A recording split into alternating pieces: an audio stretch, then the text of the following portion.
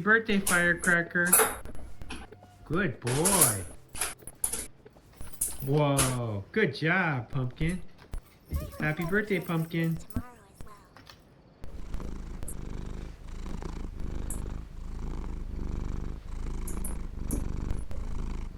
The damned will sooner die again than lay a hand on me.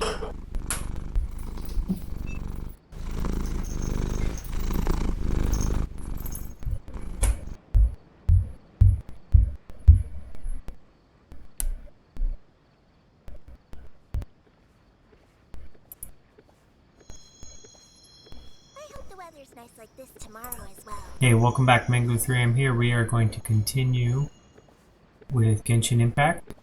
We had the jellyfish chasing, and then there's some kind of a new temporary bomb event. We'll look at those, and then we'll maybe continue with the main quest, or if we see something else. There's a lot of small quests all over the place. So we can do any of those, whichever ones we want to take up. I think we'll have time. Sounded like the game already started. Flip it over to that. There we go. There's even a quest right behind me, but I don't know if it's super important, and there's other ones that are temporary ones, so I'll do those first. Temporary isn't about to expire and give off ridiculous rewards. This one's called Radiant Harvest. This one's where we are chasing after these purple glowing jellyfish. I talked to the main guy to get it started, so we're skipping the opening quest. Unless they want me to talk to them again.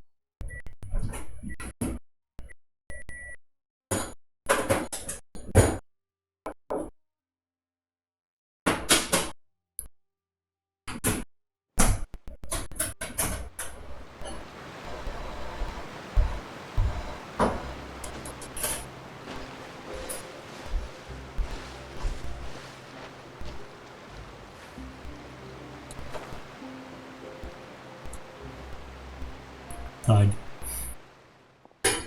Expert panel has confirmed that the Violet Joe jellyfish sold by the defendant has caused a significant negative impact to the local ecology and seriously disrupted the normal activities of native underwater organisms.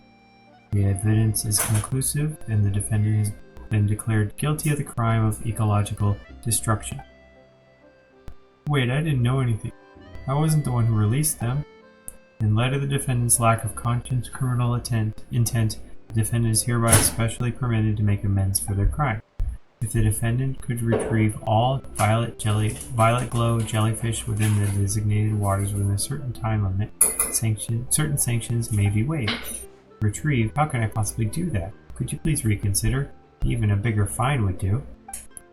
Please see the appendix for details on the time limit. Sir, there is no use in trying to negotiate with me. Furthermore, you're wasting your precious time to argue when you could be coming up with a retrieval plan instead. Those people just bought jellyfish and released them everywhere. I'm no good at swimming. How am I supposed to retrieve them? I know I shouldn't have sold them. The guards will continue to investigate those who released them without permission, but in any case, you were the one who bred these jellyfish. You were the one who sold them off the record. The one who failed to remind buyers not to release them was also you. Frankly speaking, this sentence is already quite generous. I should have known better. I should have signed a disclaimer when I sold the jellyfish. Anyway, I hope you'll make use of this generous sentence and rectify the situation. I also hope that next time we meet, I won't be in the fortress of Marapai. Kezian despondently watches him leave. Whoa, are you alright? You look quite pale. What is this violet glow jellyfish? What is the crime of ecological destruction? We'll say the first one. You guys heard all that? I'm sorry, I don't have time to chat right now. I've got to put up a commission to at the Adventurers Guild or hire a diver. Putting up a commission takes time. I don't know how to hire a diver. Am I really going to end up at the Fortress of Marapai? Mangler, Paimon is smelling a business opportunity. No, an opportunity to help another person. So you're looking for an adventurer. So you're looking for a diver. Yeah, hang on. Are you saying you're one? Heh, you've got just the right person. Mangler's the best diver among adventurers, and the best adventurer among divers. Thank the heavens, finally a lucky break after ages of bad luck. Mr. Adventurer, please help me. Payment won't be an issue, I promise. Tell me what's going on exactly first.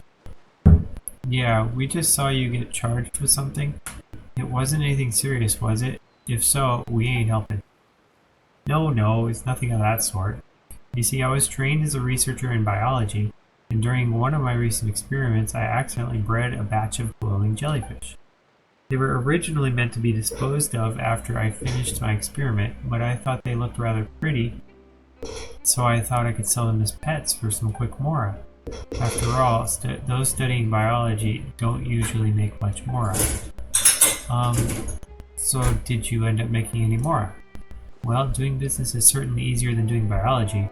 I did make some mora, but I also brought a lot of trouble upon myself. This was the first time in the pet biz, and I didn't think things through, especially when it came to buyers who bought pets just to release them.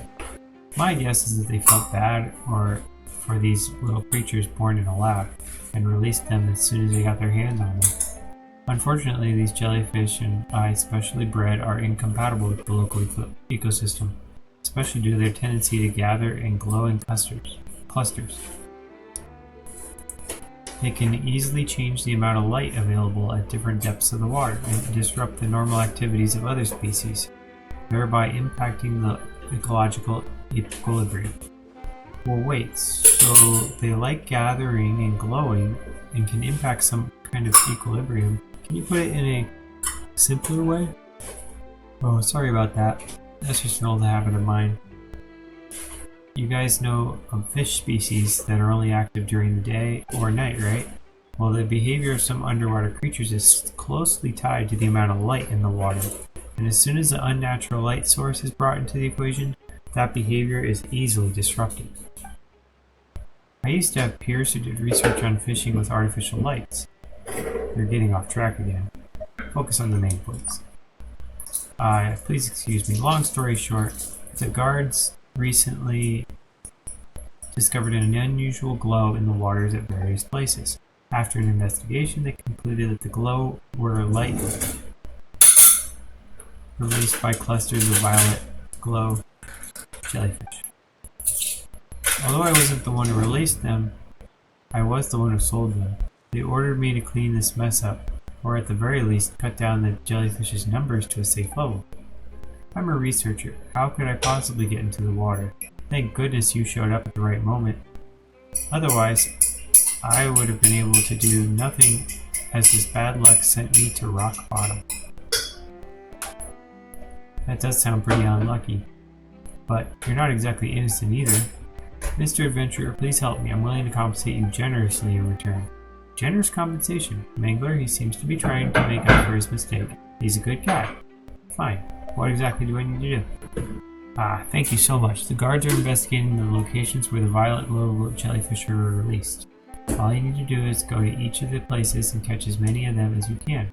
Their range of activity is not large, and they don't move all that quickly either. I believe that an ace diver like yourself should make quick work for them. It should be pretty easy to spot the jellyfish.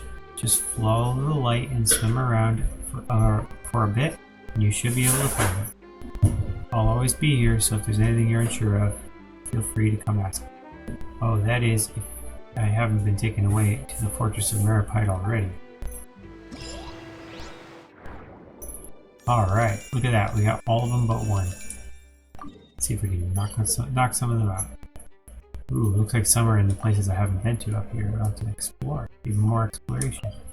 Our favorite part.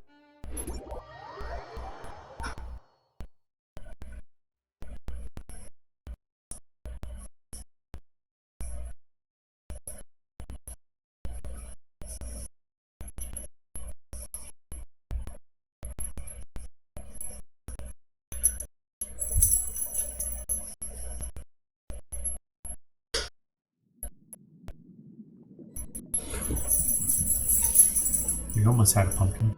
We just ran away.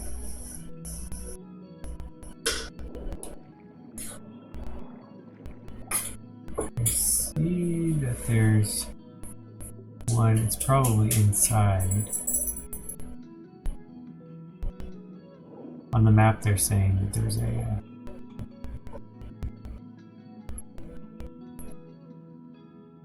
little star thingy, but I don't know where it is. We'll find it. So we have to find it.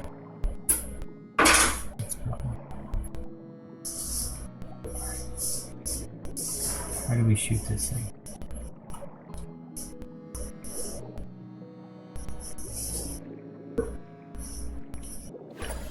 Ah. Okay.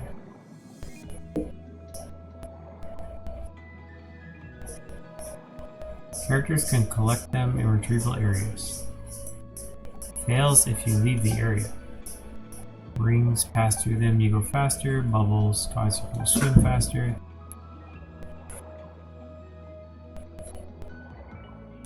Light shows their position.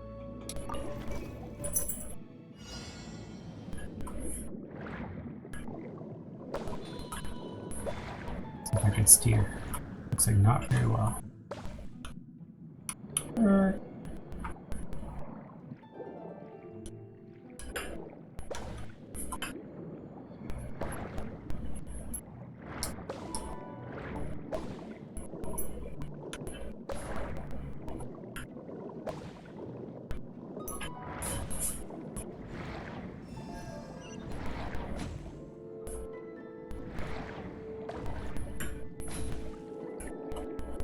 These are all by themselves.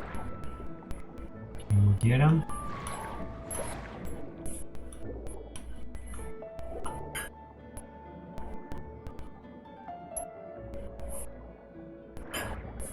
Success. 1 down, 6 to go.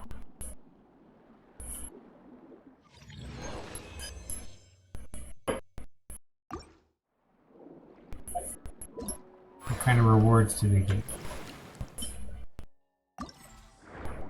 60. That's insane. 60 for that? It's like the best event ever.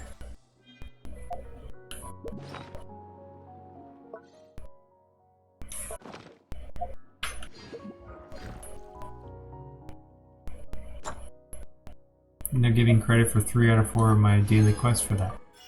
So I really got 90 out of that.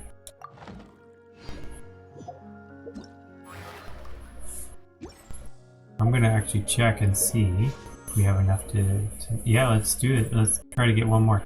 We could go for Hu Tao or the new guy, Nuvolite. I heard he's really powerful, but we only have one good fire person. So I think she's actually more important.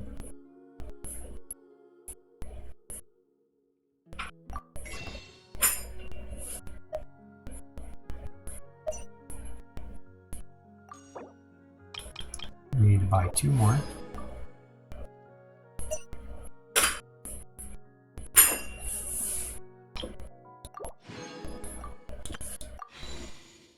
And then we get her. Underwater. And it's purple.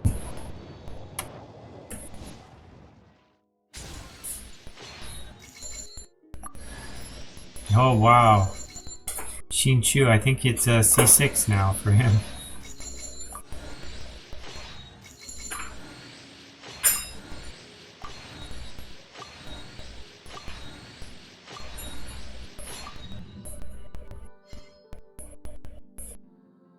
Not even C6, so he's already C6.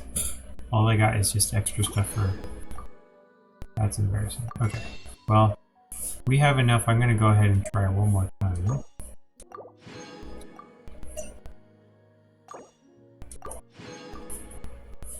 So we need 8 more, I think.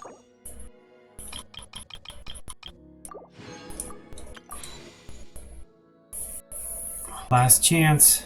She'll be back eventually, but... Ah, purple again.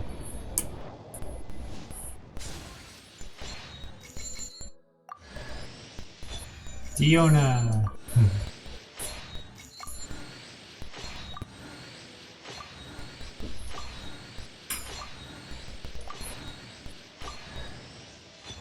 Xin Chu again.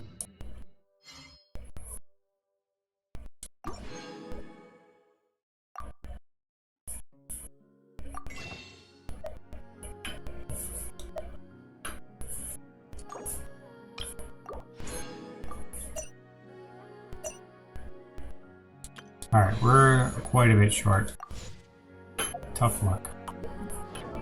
It's part of the game. No biggie.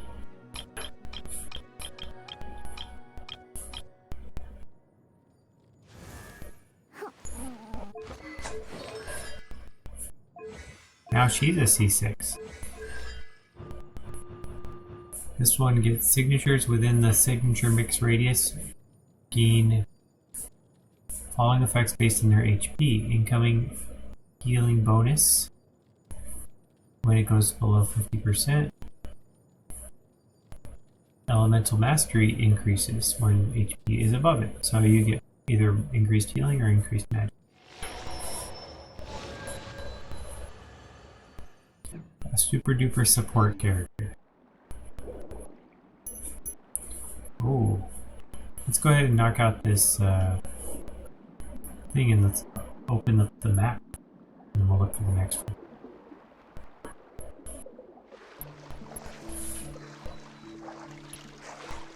Oh, it's way up there, so we're gonna do some climbing. We can handle that. I found out that this guy, Xiao, has extra climbing abilities. It's one of his traits. If he's on your team, then people can climb for longer, like increased stamina. I probably noticed this indirectly, and that's one of the reasons I use him to like explore more. But I saw it on one of his talents. It's one of those you can't upgrade. It's just a general thing about him.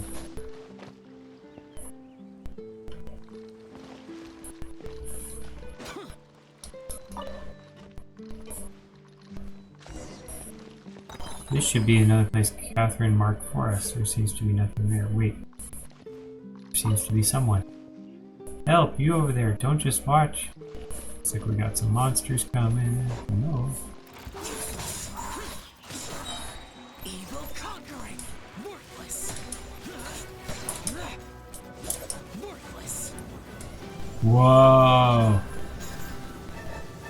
That is cool.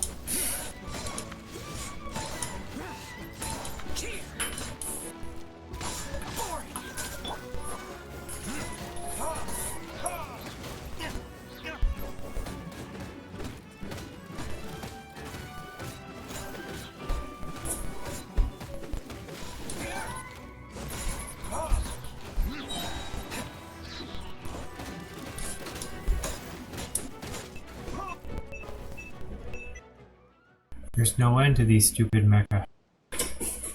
Oh, how my lovely muscular legs are now full of these horrid welts and bruises.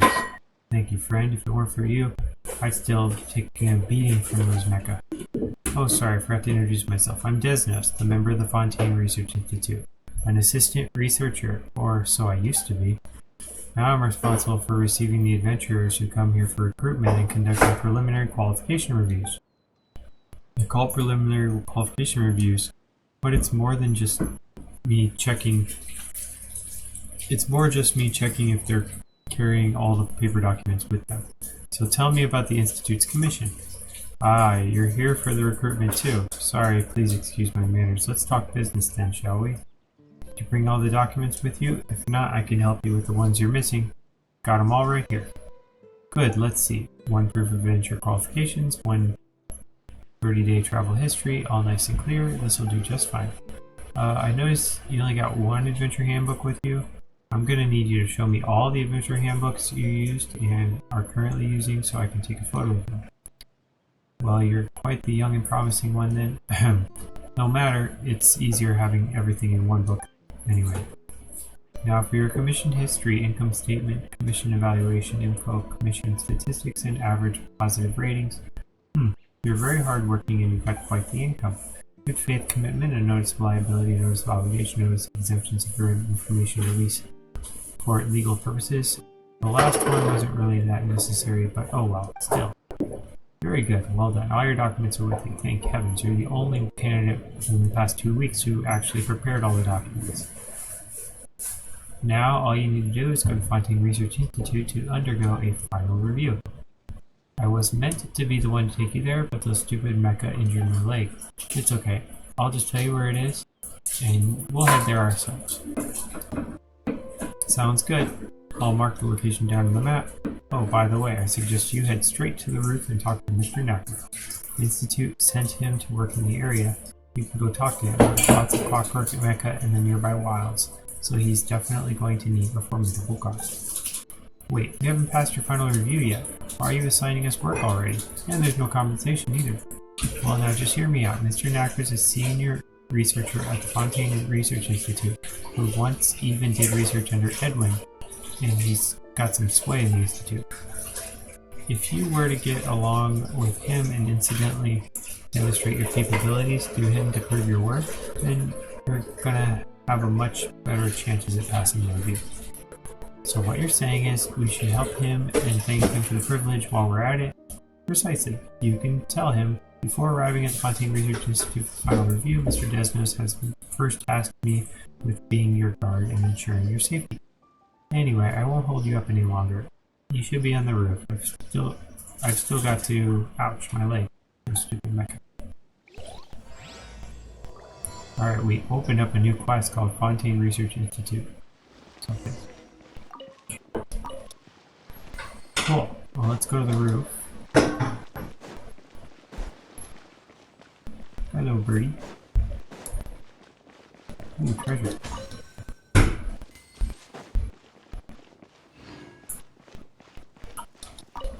Sub-detection unit. We're collecting them, they're like beetles. Alright, let's check out the new map. Oh, ooh, not everything, but a lot. So it's mostly underwater. Or at least the map showed me underwater.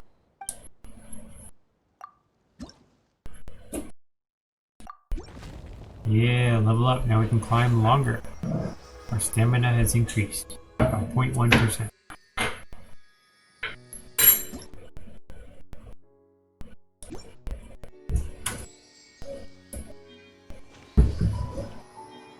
There's people over there. Go look for him.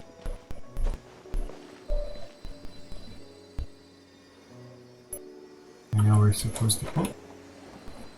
He's already broken. He's looking for it. About here. Maybe this is him? Yep, Knacker. I've said this many times, Mrs. Crony. Rebuilding the Fontaine Research Institute is our only goal right now. You've said the same thing 3 times now. I know all too well that when you guys start repeating things like robots, there's definitely something big that you're trying to hide. Think what you like. As for the numerous issues you mentioned earlier, I suggest you go talk to Mr. Raymondo. What? What's he going to tell? Is he going to tell me all the things the research institute is hiding? No, but his ways of beating around the bush might be more sincere. You. Anyway, Miss Crony, I have my own business to attend to. The one next in line has been waiting for quite a while now. Hello, how can I help you? Are you Mr. Knacker? Yes, I am. You introduce yourself to him. Describe the final review situation. Upon mentioning Desnos, you remember what he last told you. Before formally arriving at the Research Institute for the final review, Mr. Desnos has first tasked me with being your guard and ensuring your safety. I see. Thank you for applying, Mr. Mangler. And I suppose I must also thank Mr. Desnos' injured leg. The wilds around here do pose many dangers, and having an adventurer capable of passing the preliminary qualification review by my side would be a lot safer. I can't act like I didn't hear that. What dangers are there exactly, if I may ask? According to the investigations, lots of archaeum flew out of the Institute when it exploded. Will the uncontrolled archaeum radiate energy? Will it contaminate the surrounding environment? Whoa, wouldn't this entire area be contaminated then? I suddenly feel somewhat short of breath. That's just your imagination at work. After leaving its catalytic environment, archaeum immediately returns to an inert state.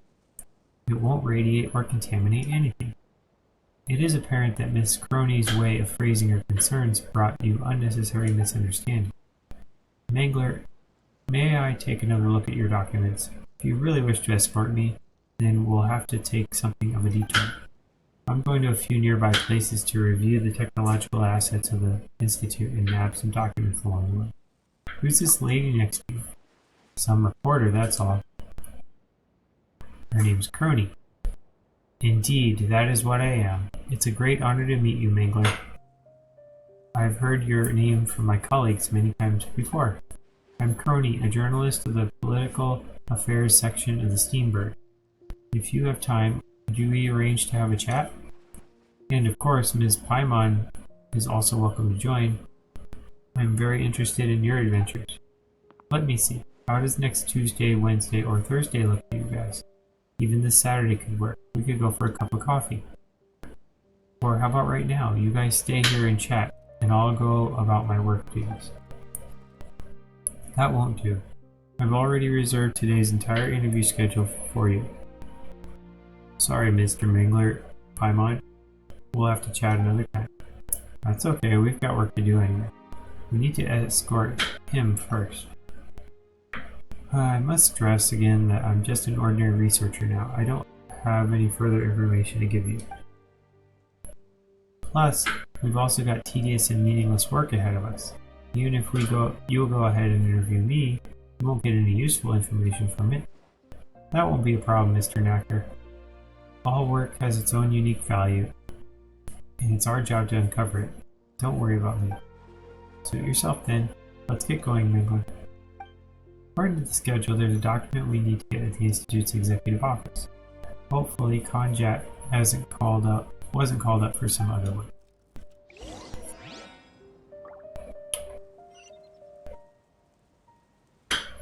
Okay, let's go to the map. That is right on the edge of the walking area. I think we should go ahead and grab the rest of the mushrooms first.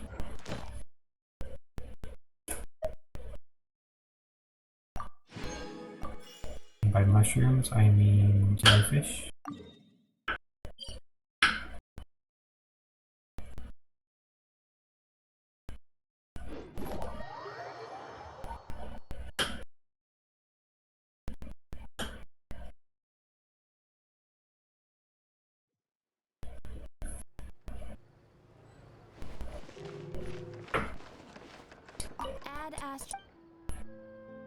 Thank you for completing.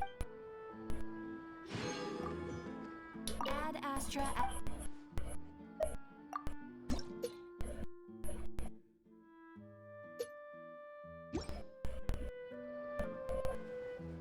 Ad Astra.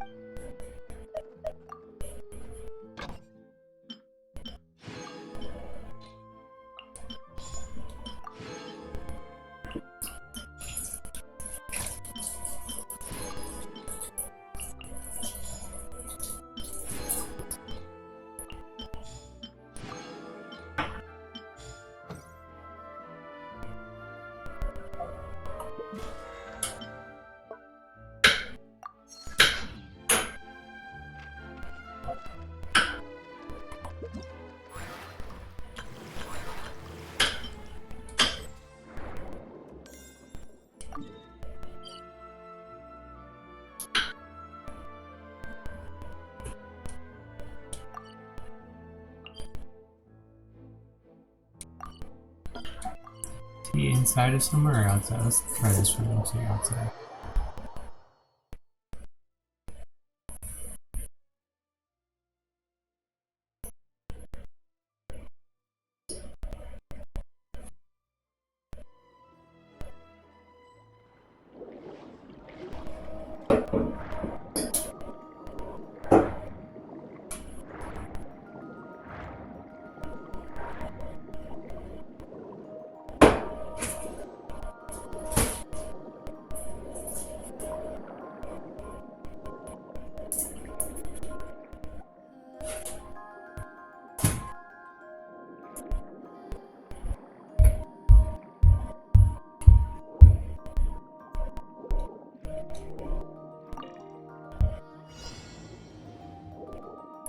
This one's not really a path, it's just a look-see.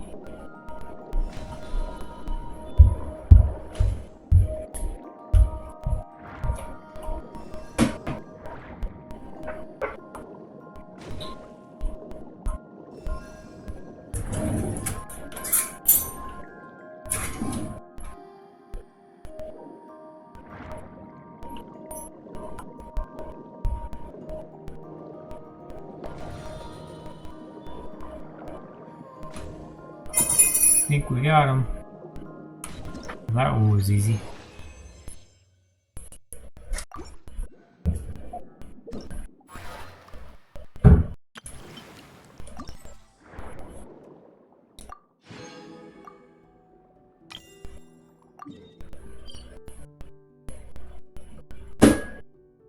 It's like pretty much swimmable distance.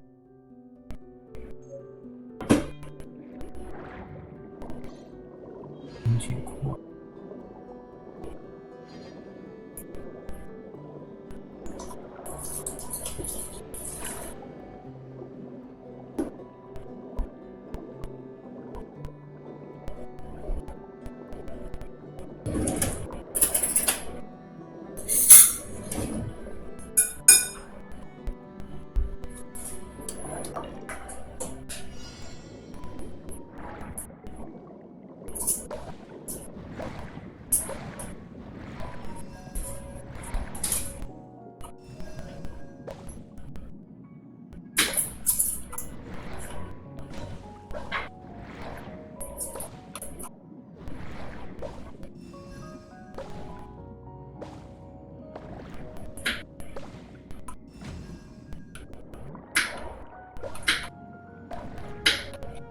Ark.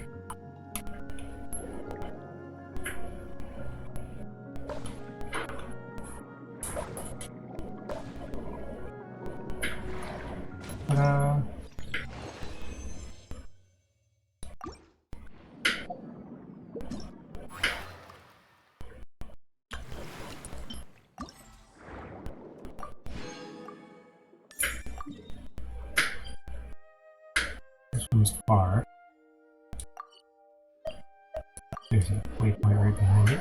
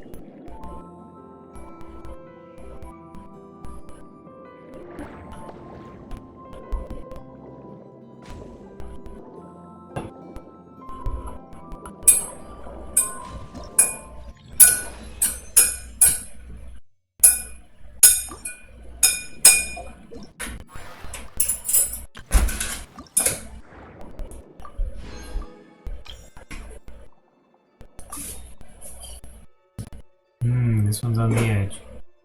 So we're gonna have to explore a little bit. Let's start here, go unlock that one, and then we'll go that way.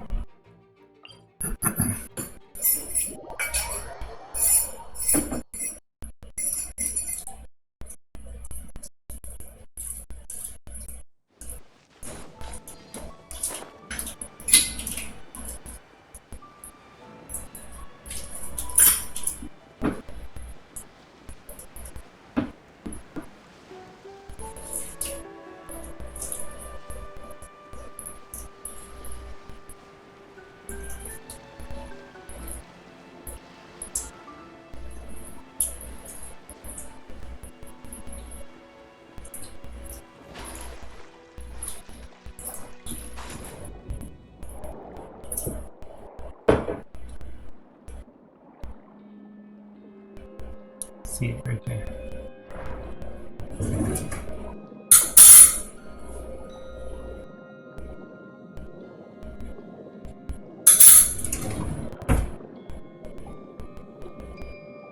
So much pressure.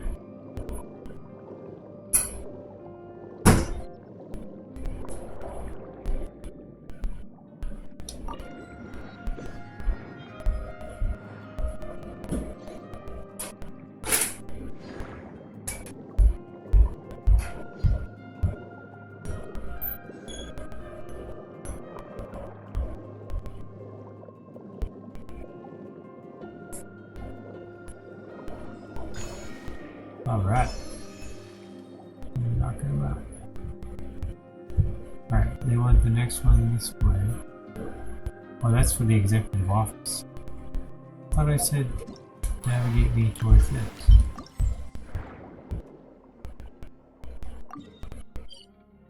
Oh, same direction.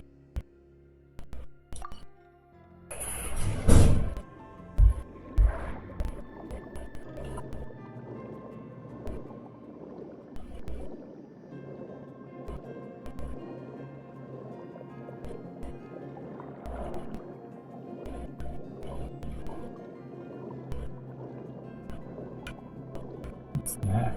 Oh, it's a ring. Looking at it from the side, it's the line.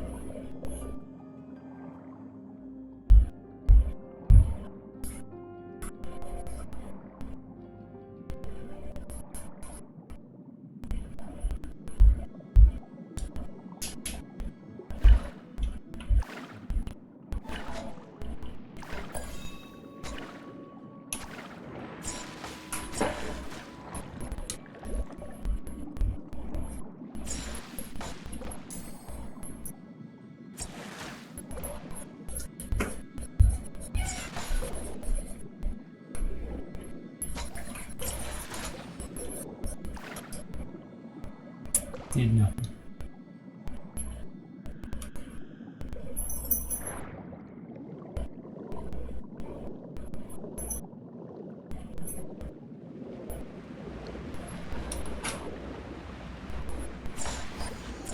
Ooh, I changed color.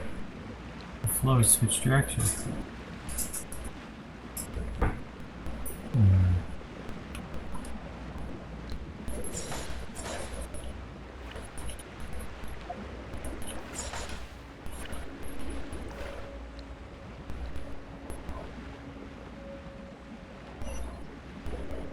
Alright, now what if I switch direction? I continued and I went through the hole. That makes no sense, but I'll take it. Ooh, there's a quest in that direction. Should I mark it?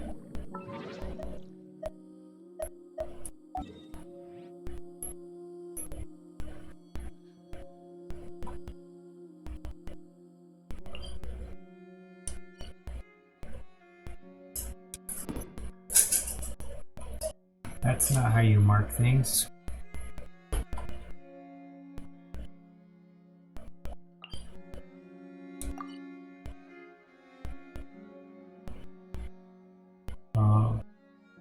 Let's zoom in.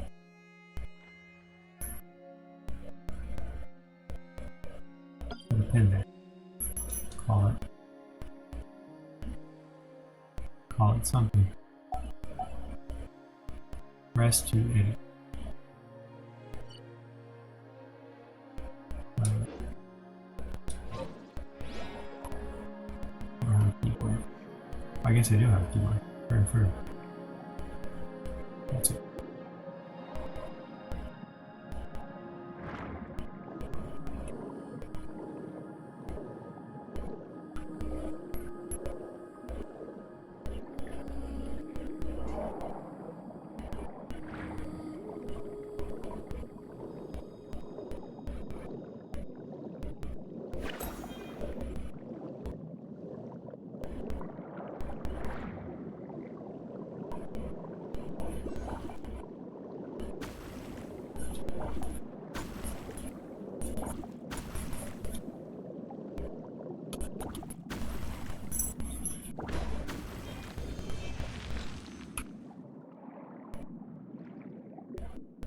I think this spell drops a grenade. See? Explodes.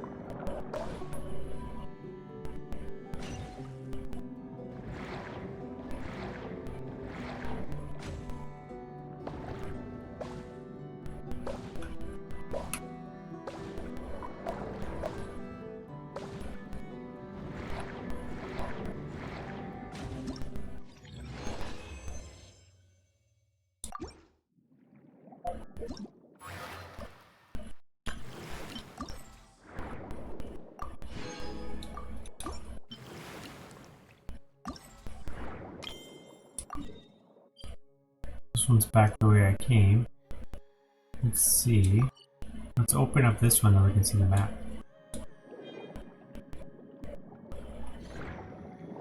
We're already halfway there.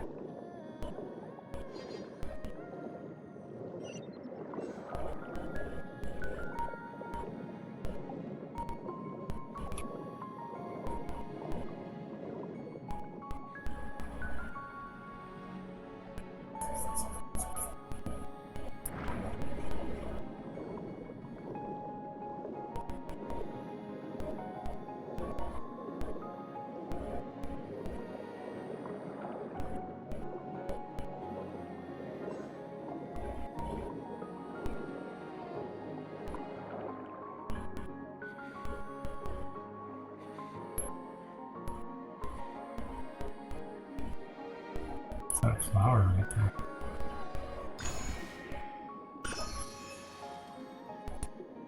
A Romery Time flower.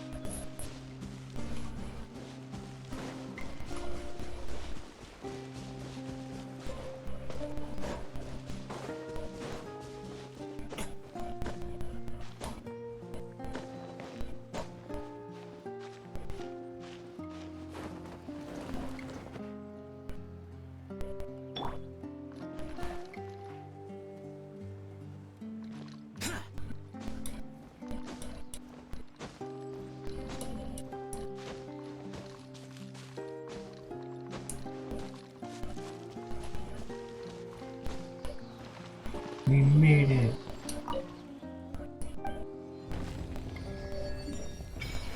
Whoa, here's the North New Fontaine Research Institute. Whoa. And a monster we can attack over here. Monster we can attack over here.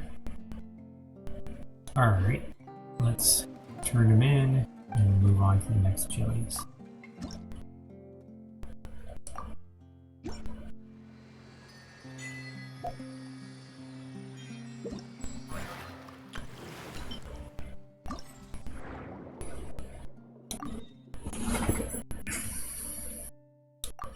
This one's in an area I don't think we have that. Nope. So we'll have to go to this one, unlock those two.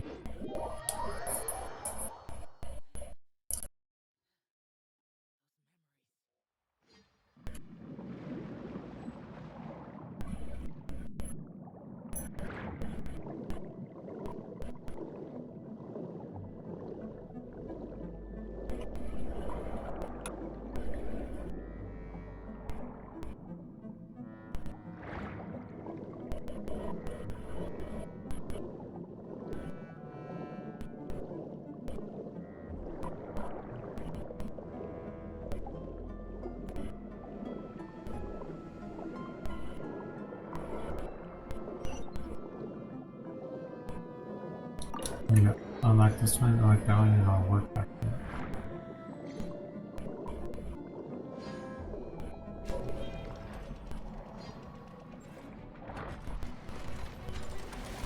Who's attacking? This guy?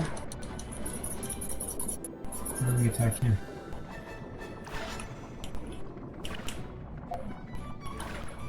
The water doesn't.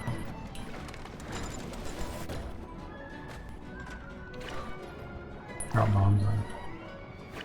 There we go.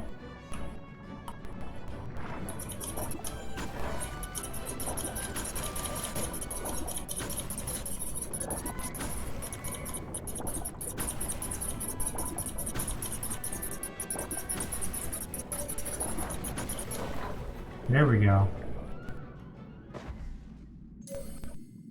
We got a key energy concentrating component.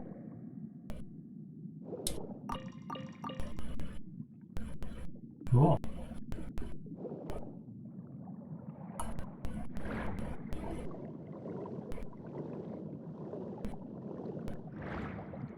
Okay, this one is not showing up. So we thought we were here, but it needs to go underneath. Fireman's after the key.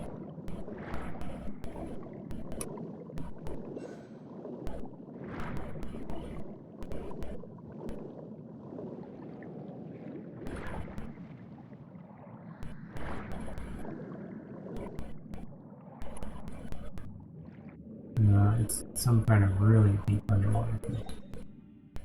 We'll just go here first. Maybe there's like underground caves or something.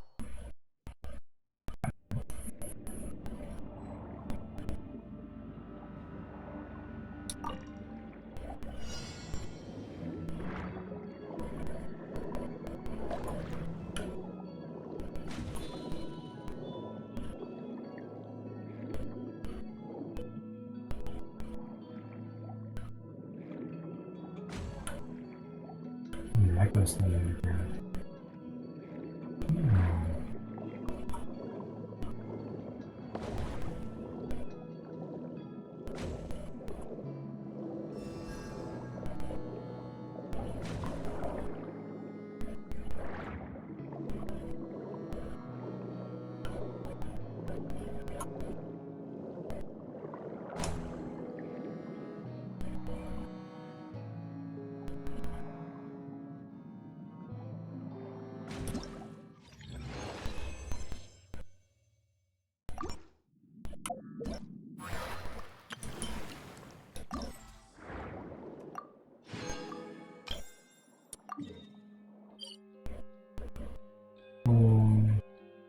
This one blinking, so he's out of the floor.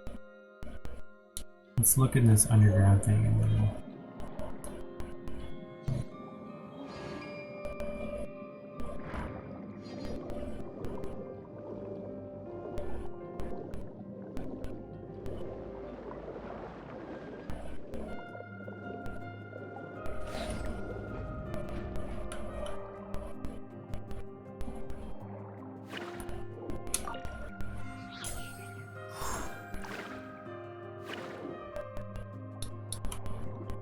gotta be something else.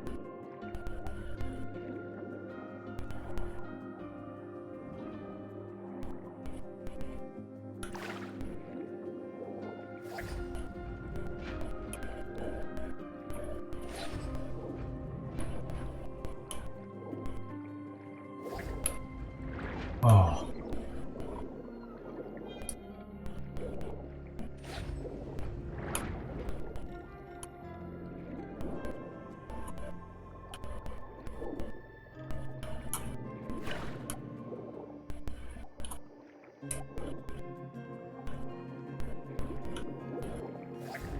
Aha! I did it from the other side of the door. Oh. I'm trapped.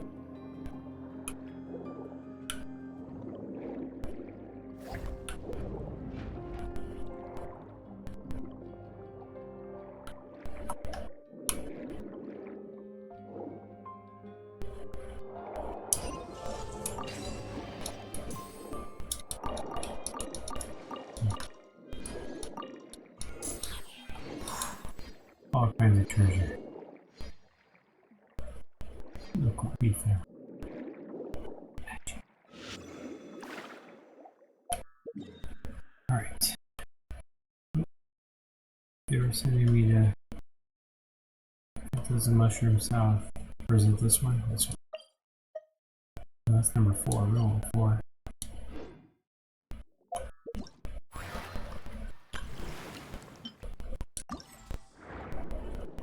We want number 7.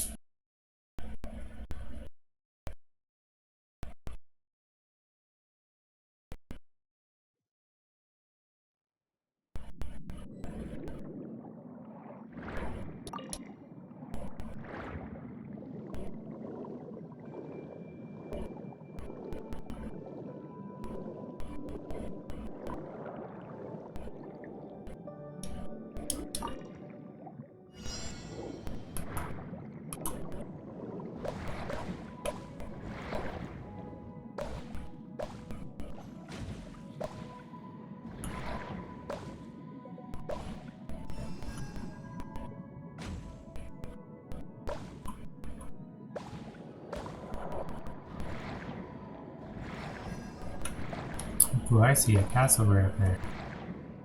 Or a domain. Yeah, I'm like that.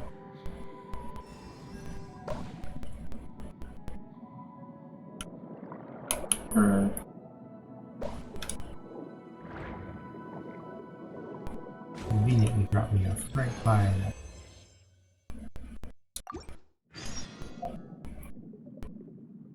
Talk to Kesey. Let's go check on it. But first,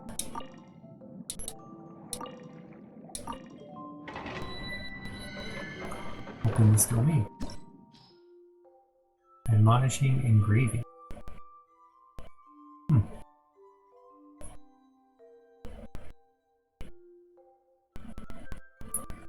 Sure, why not? They recommend water, electric, and fire.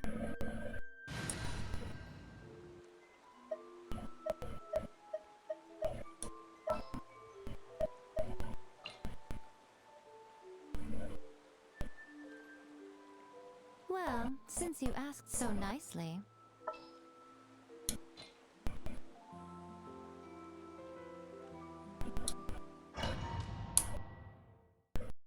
Let's see how it works. Might get my butt.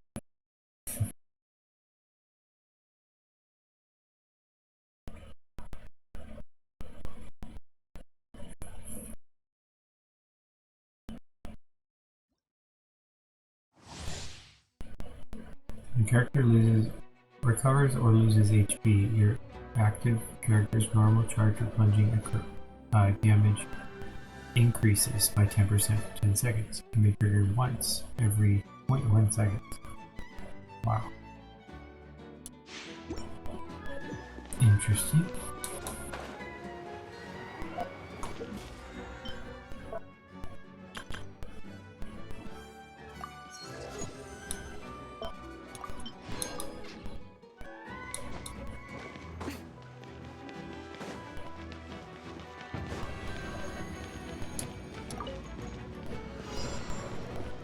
Two opponents. Right here.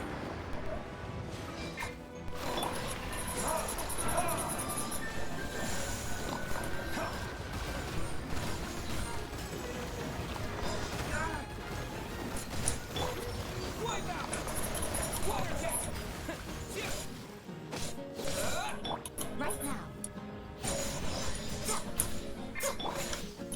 Leave it up to me.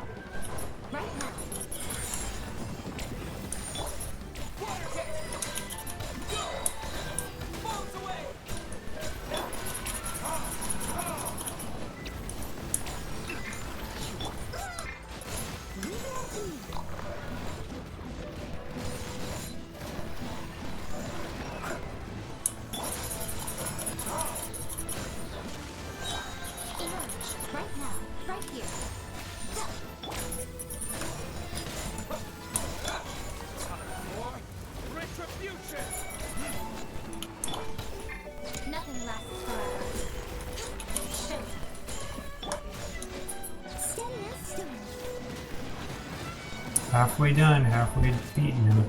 Not really halfway, but we'll probably get easier when there's only one left.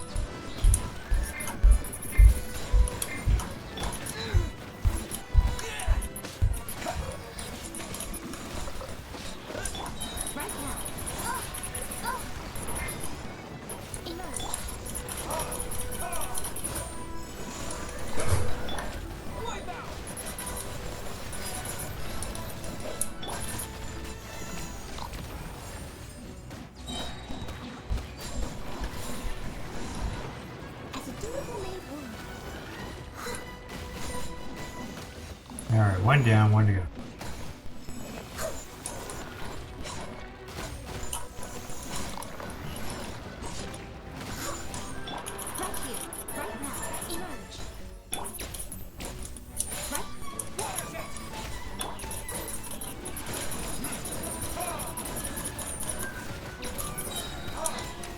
I don't know what keeps hitting me, but something keeps hitting me up and down.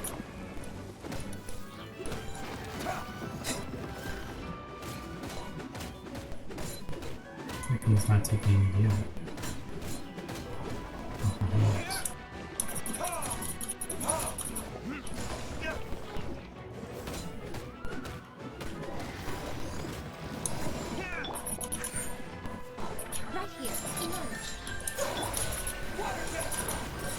Alright. Cell splinter around.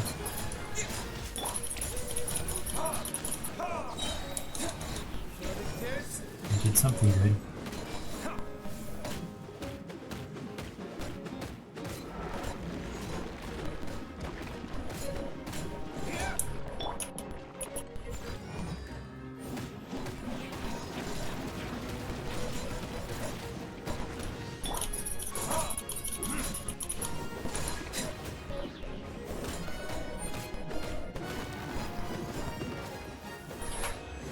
We beat it first try, just barely in enough time.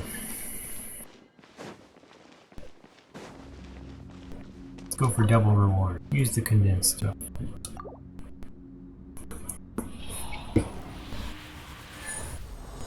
A lot of rewards I don't know what to do with, but we'll take it.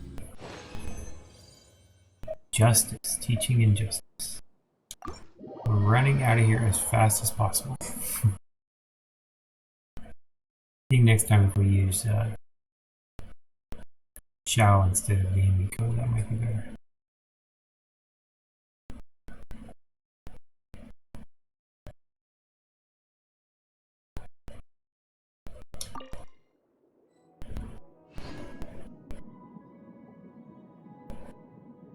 Okay, talk to Kesian. Kesian.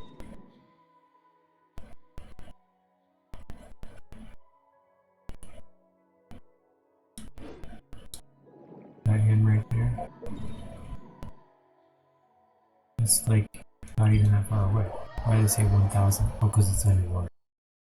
It's gotta swim up like 500 meters. Meters, not years.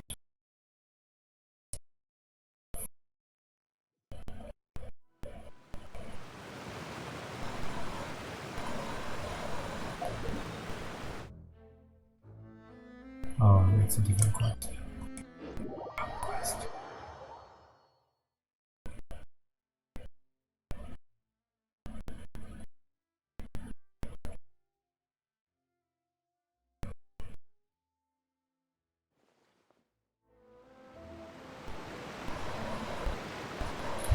Rena.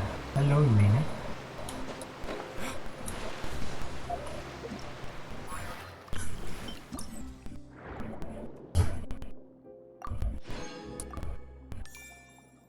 Ah, compensation, that's the last thing.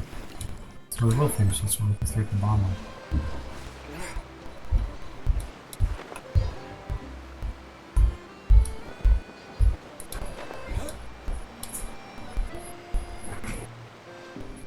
Hey, you're back. You missed out on something hilarious just now. Something hilarious? What happened?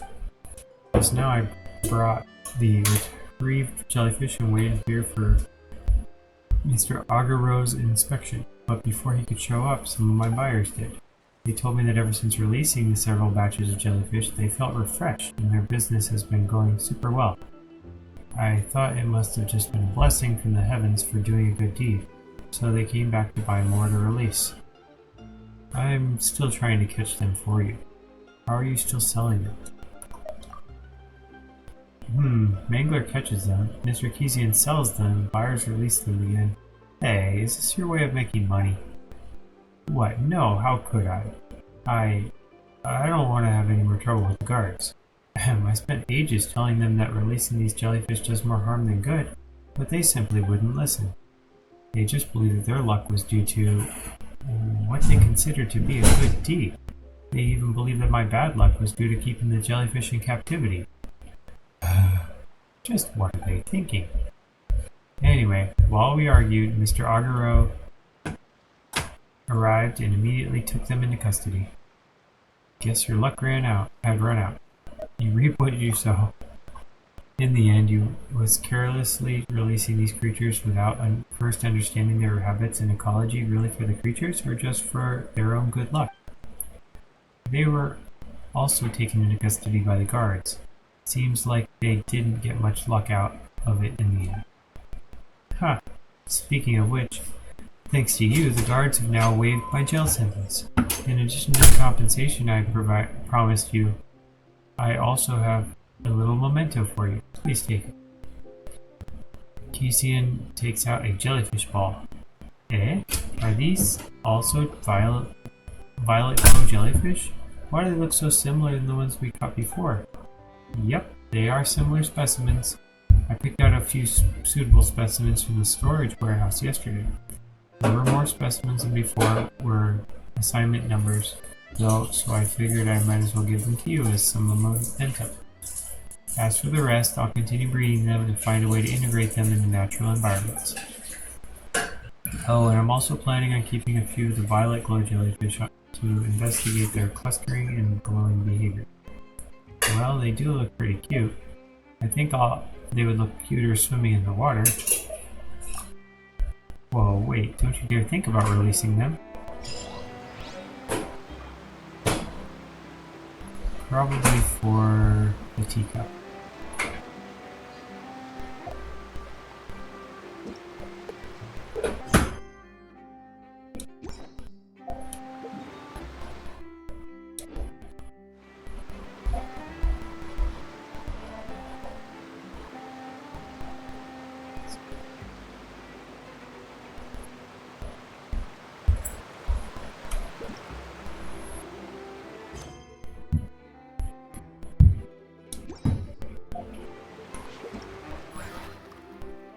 Alright, so this one's done. Got everything from that. Let's move on to Dodoko's bombastic adventure. Where's Klee? After a short period of adventures together, Paimon had a sudden idea to take a break from reading books. Hence, the two of you set out for the Knights of Favonius' library, only to unexpectedly come across two friends. Mysterious fish, a booming adventure. Whoa, all the way back in Mondstadt. I don't believe it. We're coming back. This is the original city. Everything started here.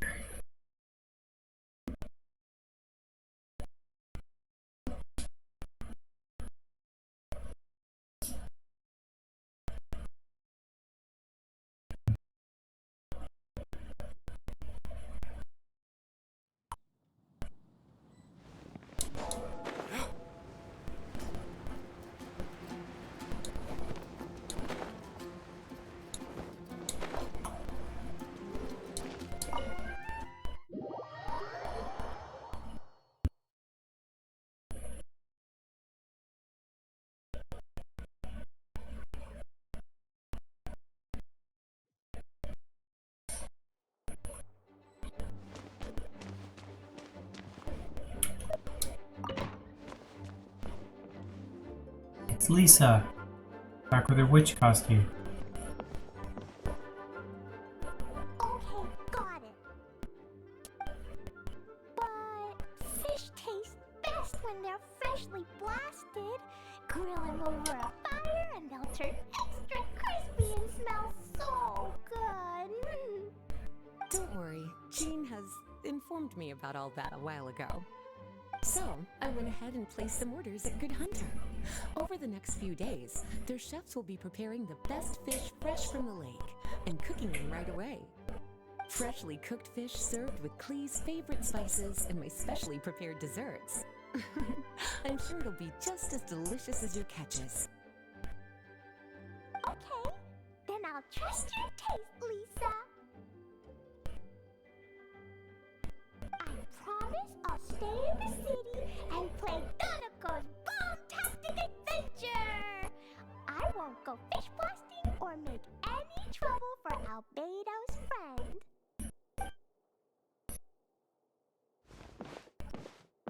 Anyway, I'm gonna go look for Mr. Honorary Knight and Paimon now. Is someone looking for us? It's pretty rare to see you two together.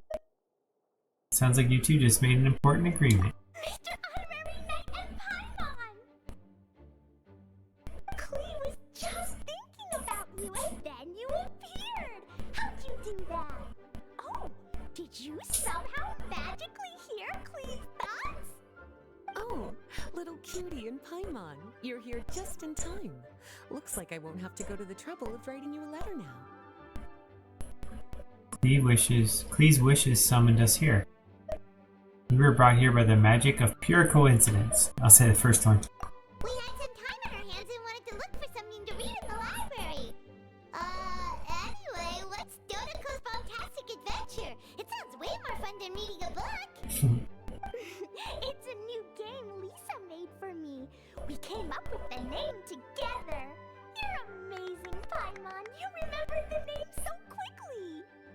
Whoa, you can design games, Lisa? Paimon thought that you were just into books. I merely drew some inspiration from Shroomsplosion, a game from back when I was a student. It didn't really take too much effort. As long as we keep Clee happy during these unique circumstances, I'm willing to design as many games as she likes. Unique circumstance. Oh, now that Paimon thinks about it, Clee mentioned Albedo's friend, right? Did something happen in Mondstadt? It's not too serious, but the situation still has to be treated with caution. Recently, fish species native to Sumeru have begun appearing in Cider Lake. Allowing them to spread would put the ecological balance of Mondstadt's waters at risk. Luckily, Clee noticed some fish she'd never seen before while she snuck out to play. She caught a few and showed them to Kaya. If it weren't for Clee, I'm afraid most of the local species would have already receded by the time ordinary citizens fully grasp the situation. And if a change occurs in the underwater ecosystem, it could very well affect the quality of water in Cider Lake. Consequently, the entire wine industry of Mondstadt could be in danger, and that poses a major threat to our economy.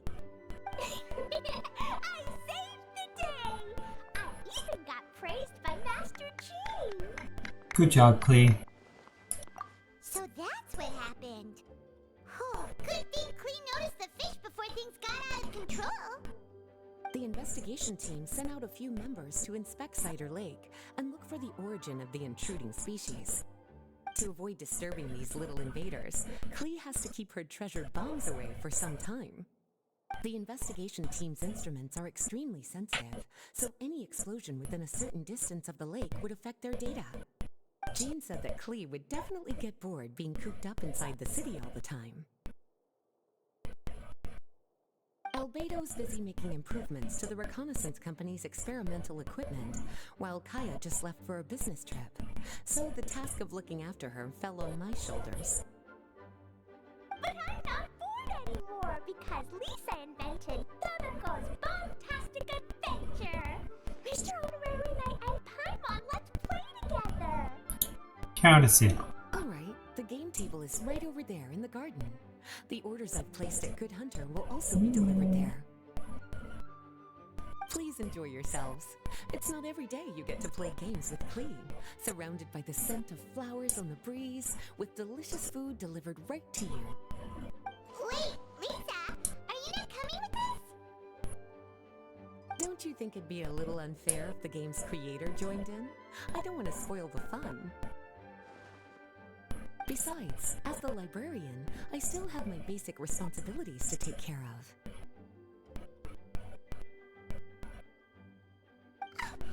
That just sounds like another excuse for staying indoors! Run along now. Have fun playing with Klee. Take good care of Klee. Thanks, Lisa. Oh, we'll take good care of Klee. Thanks, Lisa. Okay then, we'll catch you later, Lisa!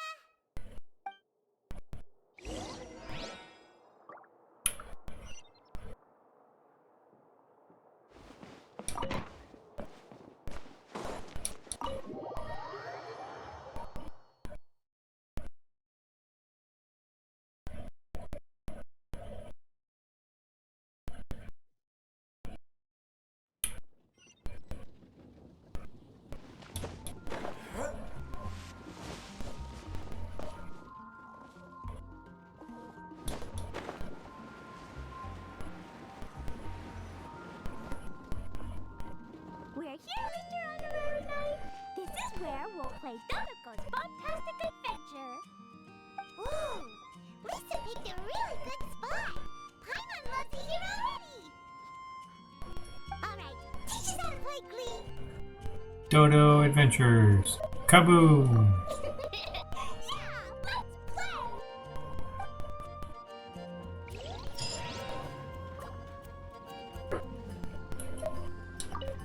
I love playing Dodoco's Fantastic Adventure with you, Mr. Honorary Knight and Paimon. Thanks for playing with me.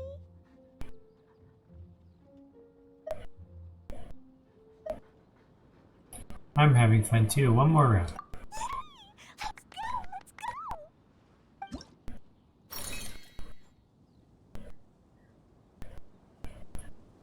go! Dodoco's little trick. Watch the positions of the spiky fish and choose the right special Jumpty Dumpty. After a special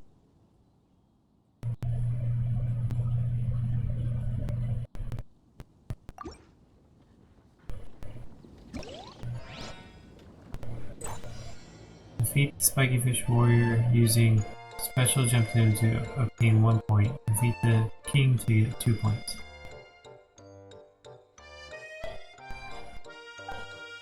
Special Jumpty Dumpties of different colors have different explosion AoEs, areas of effect. Keep their unique traits in mind and throw them well for a high score. Okay, so the green ones are pluses and the other ones are squares. After the special one's thrown, comes in contact with a spiky fish and will automatically explode.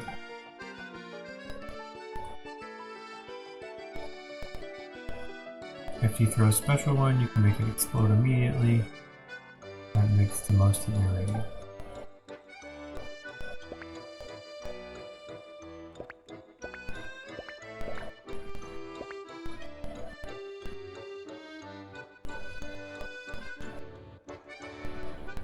How do you switch? Oh, okay.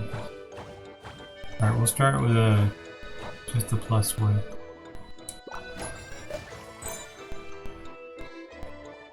Oh, I slide.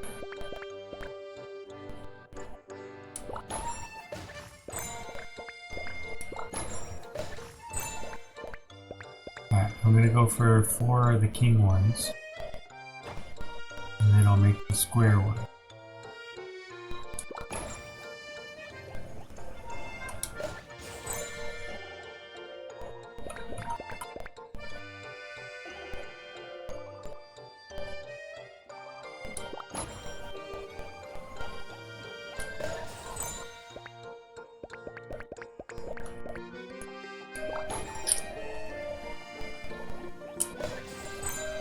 And then we'll switch back to the +1. Oh, we have no choice now. Can I make this one explode?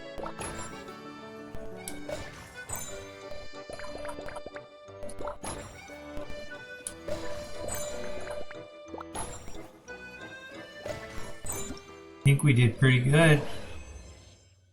We got the max. Alright, let's try a different stage.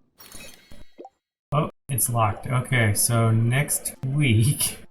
I'll probably finish the rest of it. So that was quick.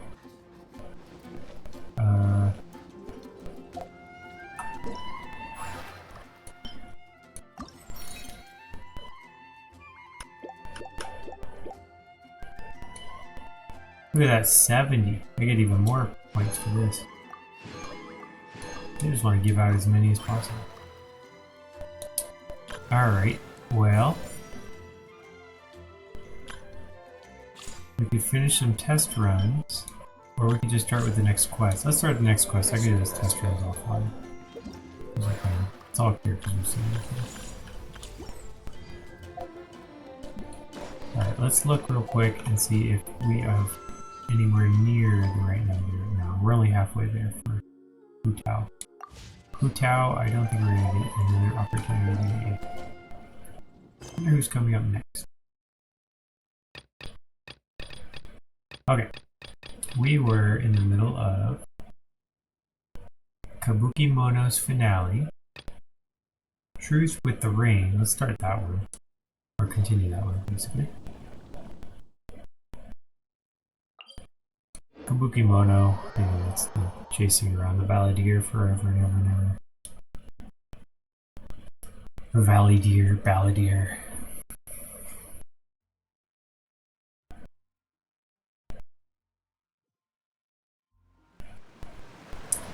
Visit Jacques' family.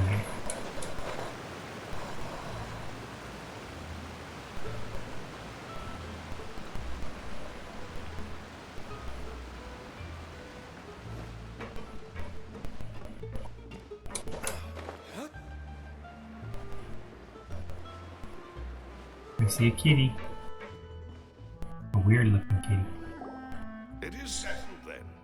Please excuse me and enjoy your conversation at your leisure. Thank you for arranging everything for us, Malus. Excuse me, miss. Do you need anything from us? Hey,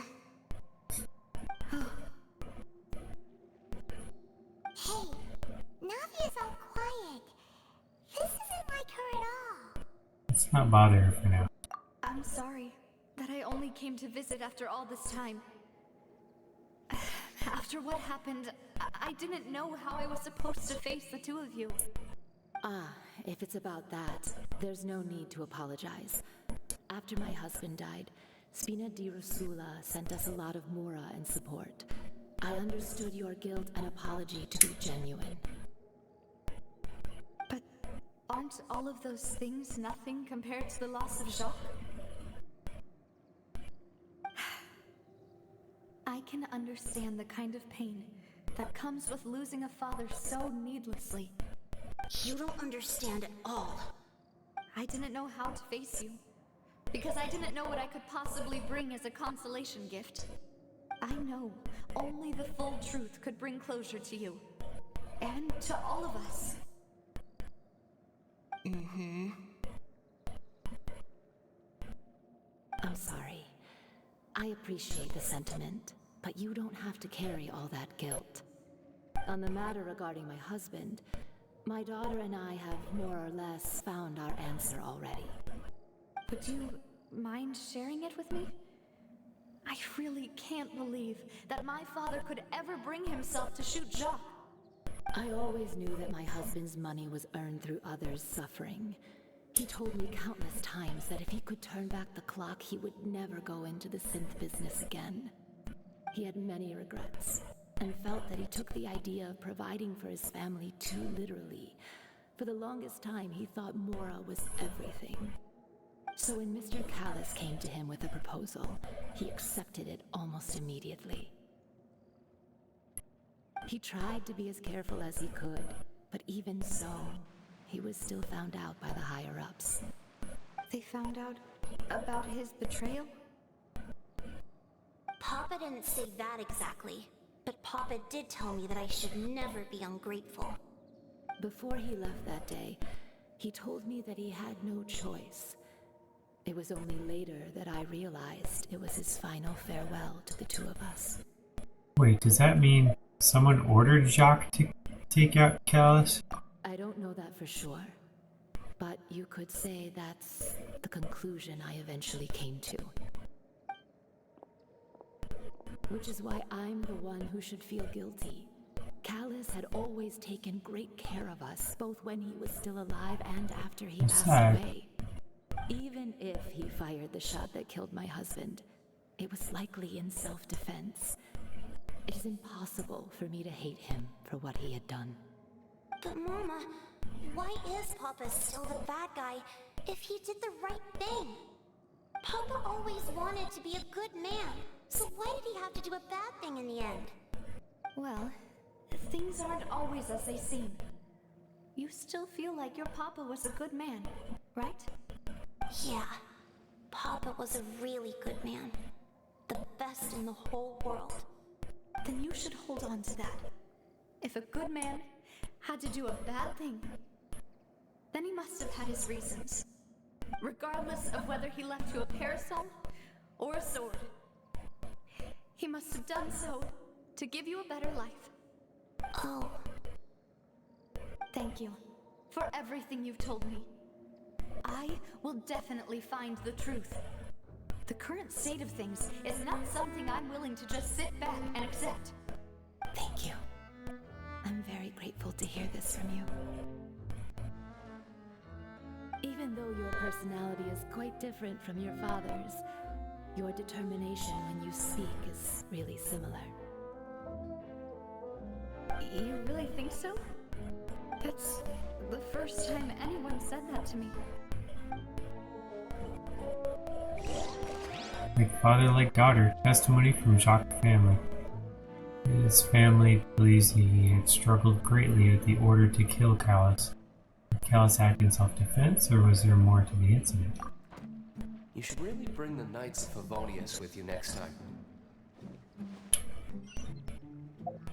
Talk to Florence, who is right over there. Yeah. Are you okay, Navia? I'm fine. Don't worry. Let's investigate the 3 suspects next. Florent should be nearby, and we should be able to find Thierry and Uncle Marcel in the city. I'll get myself together on the way, so please don't worry.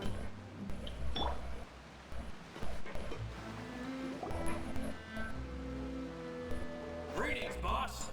How may I be of assistance today? I'm sure you've heard about what happened at the Opera House. Someone got turned into water right in front of us. Yeah, I've heard. With something that dramatic, I'm sure journalists will milk it for all it's worth.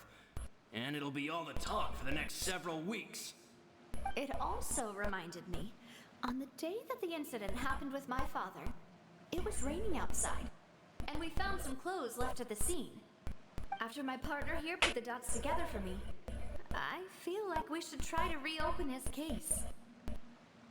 Can you do me a favor and try to recall what happened that night? Let me think. Mr. Callus was feeling pretty upbeat that day. So he was drinking and bantering away with us at the table. After that, he told us that he wanted to go get some fresh air. So we let him go without thinking much of it.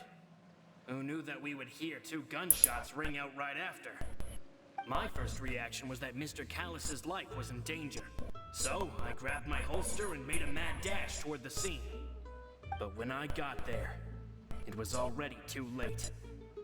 Mr. Callus was standing over a dead body with a gun in his hands.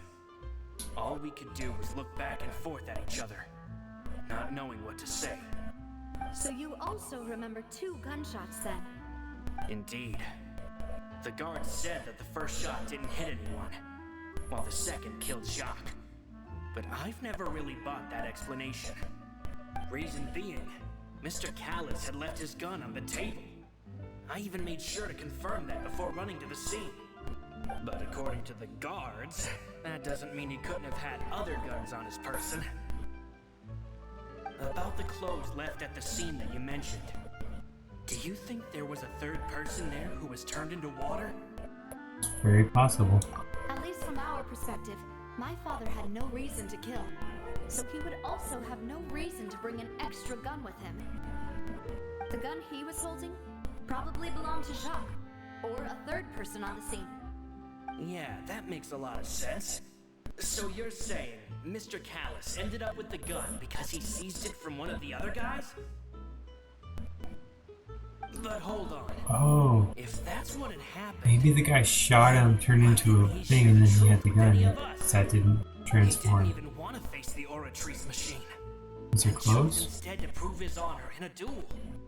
Did he lose all faith in the courts after seeing someone dissolve right in front of his eyes? About that, Malouse told me a thing or two.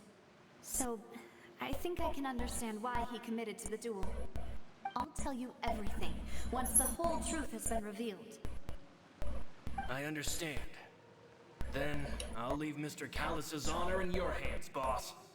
And if I may just say one more thing. The whole Callus the Unfaithful epithet has been a thorn in my side since the day it was invented. Many people have laughed at me for still calling him Mr. Callus, even after so many years have passed. But it was Mr. Callus's trust that allowed me to rise through the ranks of Spina di Rosula and live the life I lead today. No matter what others might say, he'll always be the man I respect the most. And he'll always be my boss. Don't worry. I will definitely find the truth. You and all our other comrades at the Spina deserve to know the truth as well. Information regarding Florent. He's the advisor to the Spina di Ursula. Claimed that he was very grateful to Callus for his kindness. Also present at the banquet the day of the case, can provide evidence that he didn't carry a gun with him when he went out.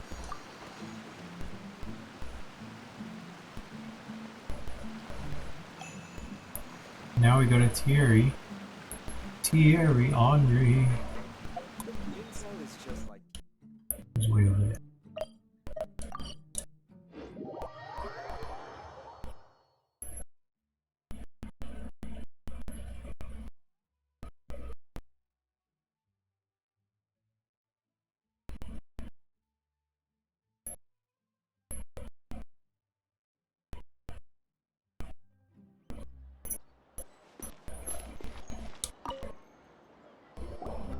Hey, Thierry! It's me! Oh, now, what brings you here, Miss Navia? I've heard that you made quite the name for yourself at the Opera House. Oh, so you've got news of that already. Oh, okay. Hey, I'm also a member of the Guards, you know. The way you make it sound, people would think I was sent off to Poisson because I had done something wrong. Are you sure there isn't a little bit of truth in that? Under normal circumstances, shouldn't you have been called back to the city already? I mean, where I work is really up to me. Let's just say I enjoy the ambiance of Poisson. Callus did a fantastic job running the town, building Spina di Rosula from the ground up and clearing many obstructions in my way. It would be next to impossible for me to find a similarly easy but high-paying job in the city. Anyway, enough chit-chat. Are these two friends of yours? You, here for some formal business? Ah, yes. These two are my partners. What happened at the Opera House made us realize that Lenny's case and my father's may be related. We're trying to reinvestigate the details of my father's old case. Ah, I get it. You think there might be more to the case now that we know people can be dissolved into water, right? I was also flabbergasted when I first heard of it. If you want to go through the original files from your father's case, I can help you look for them. That'd be much appreciated. Thank you. Actually, I have another question. Do you have the authority to dispatch Gardamex? Of course. Without them, I couldn't possibly handle Poisson on my own. Why do you ask? We definitely can't use them to forcefully get more evidence for your father's case. Well, you see, just recently, We were attacked by a horde of unnumbered Gardamex in the city. So, if you hypothetically wanted to do something against me, all you would need to do was get rid of the mecha serial numbers and send them after me. Then you think too highly of my abilities.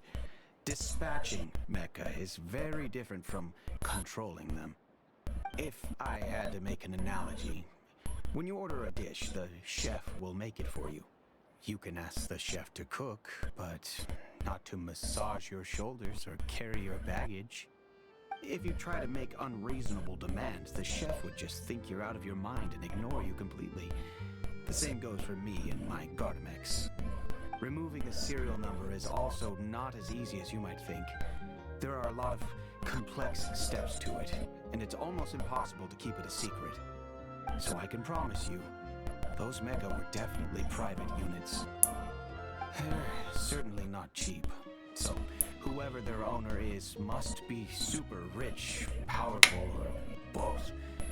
Now that you mention it though, being in the synth business would definitely be profitable enough to afford this. Makes sense. Then you're officially in the clear, Thierry.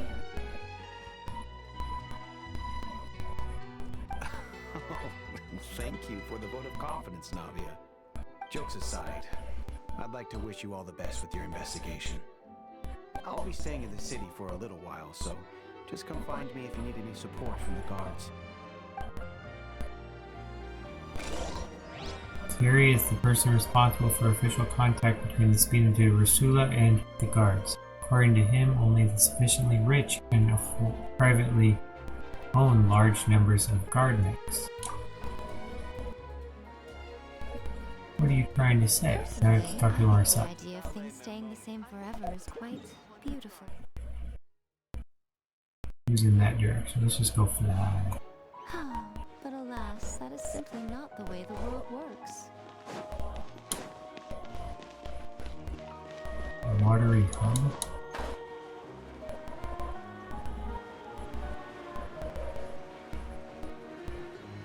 Like a subway station?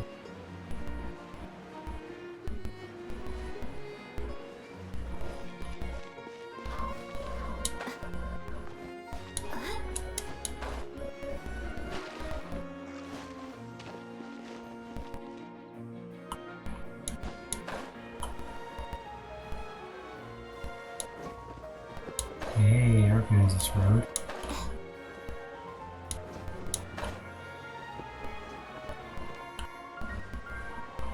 Lord.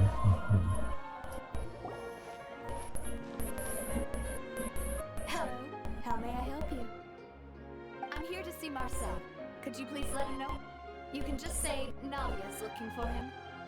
Sure, I will let him know right away. After waiting a while, Marcel arrives in a hurry. Hello. Sorry to keep you waiting. I'm not as young as I used to be, so my legs are giving out a bit. Oh, it's all right, Uncle Marcel. There's no need to stress. I just wanted to talk to you briefly about what happened in the Opera House. I'm sure you saw everything too, right? Yes, I've never seen anything so strange. Oh, you were at the Opera House too? That's right. I went there with Navia to see the magic show. Who knew it would turn into a whole murder mystery? I also witnessed her marvelous sleuthing work. Quite impressive. To beat the Hydro Archon at her own game on her own turf, I can already imagine everyone in Fontaine discussing your exploits over a few glasses of wine. Oh, Paimon doesn't want to become the top of drunkards. Apologies. It's just how Fontaine is as a nation. Everyone loves drama and theatrics. Uncle Marcel, you've also noticed that other thing, right? The fact that humans can dissolve in water? Yes, I was reminded of your father's case right away. Is that what you're investigating now? Exactly. I still don't have much solid proof, but I can sense that the other side has already begun to act. Oh, and what makes you say that? We were attacked on Arrhenius by some unnumbered Gardamex. And there was also an attempt to get me to drink water from the primordial sea. If not for the vigilance of my partner, I probably wouldn't even be here talking to you right now. Oh, you're giving us too much credit. Wasn't it you who protected us? Alas, it seems things are heating up again. The peace that Callus sought so dearly will soon become a thing of the past. But rest assured, Navia, Poisson will always remain a safe haven for you. If you're scared, you can always return there. If anyone dares to lay their hands on you there, the Confrérie of Cabriere will use its funds to the last Mora to bring them to justice. Thank you, Uncle Marcel. But I don't intend to go into hiding. I'm going to strike while the iron's hot. Do you have any new thoughts on my father's case? About that. Sorry, my age is catching up with me, so it'll take me a while to recall my memory.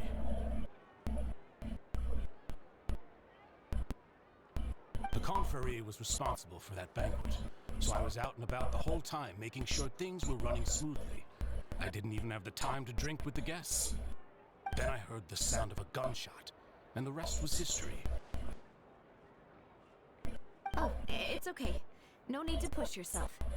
We'll ask around some more. See if there are any valuable clues elsewhere. Sounds good. Just let me know if you ever need Mora. Rich guy.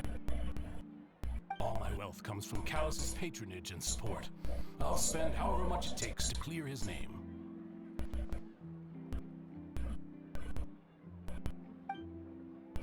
They made that one slow. Marcel's the leader of the Confrérie of Cabriere and was the organizer of the banquet years prior. The Confrérie and the Spina de Rosula have always maintained a close working relationship. Though his recollection of the events of the case is quite foggy, he is willing to defend Navi. Every city tells a story. Alright, time to go over the clues. She is not far away. And she's up there.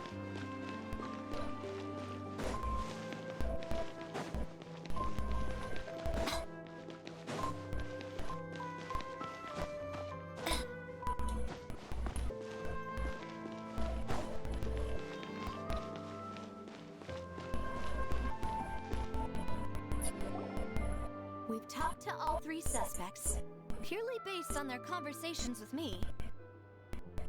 None of them sounded particularly suspicious. He's rich. None of them really stood out as a suspect. I suppose that's to be expected, though. If a single conversation's all that's needed to find them out, then my father wouldn't have needed to investigate the case for so many years.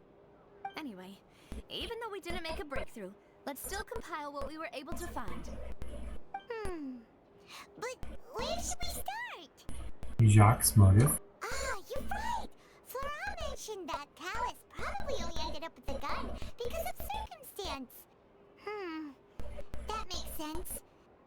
According to Jacques' family members, he already told them that he had been discovered, and that he had no choice before he left home that day. If I had to guess, he probably received an order from the synth boss to kill my father. Had he refused, he and his family's lives would have been forfeit. So, Jacques fired the first shot? If I were Jacques, I wouldn't have fired a shot at all. Oh? And why is that? Would he guarantee his safety after killing Callus? Could he guarantee his family's safety after killing Callus? Oh, that's a good point. Jacques probably already knew that he was just being used as a tool for murder. And once he had completed his mission, he'd be of no more use to his boss. So, what would make more sense from his perspective would be to turn his back on the order and seek protection from my father. The third person was the one who derailed everything. Makes sense. But without evidence, that's still just a theory. Besides Jacques, the attack from the Gardamex has been bothering me quite a bit as well. It's obvious that our enemy has become more antsy after the secret of the primordial seawater was revealed. Do you think he knew, even then, that we'd follow this lead to the end? Given everything that's happened since, it's quite possible. But who among the three suspects would have the ability to control privately owned Gardamex? Florent, Thierry, or Marcel. Definitely Marcel. He's the one who's rich. Uncle Marcel? My father did really trust him. And they worked together on a large number of projects. Maybe that's how he got to know Jacques. And with funds from the Confrérie, he could also afford a large number of Gardamex. It's still really hard for me to imagine, though. After all, Uncle Marcel has been around since I was just a child.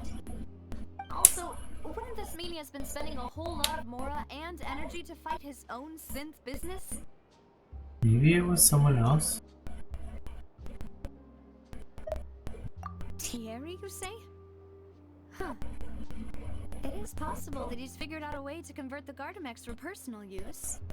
But I didn't feel like he was lying when he was talking to us about the mecha. I also don't think he'd be able to keep that kind of tampering under wraps. Yeah, had he actually tampered with the mecha, we'd be able to prove it with a simple check of the guard's inventory.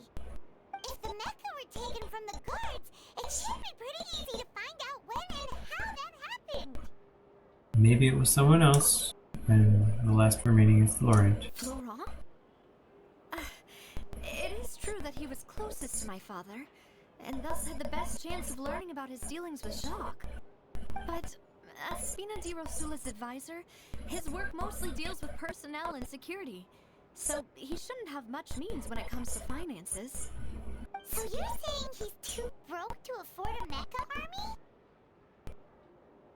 Exactly. He can't. And even if he could, I don't think he would be able to dispatch a whole group so quickly. Who could it be? I think... most reasonable choice.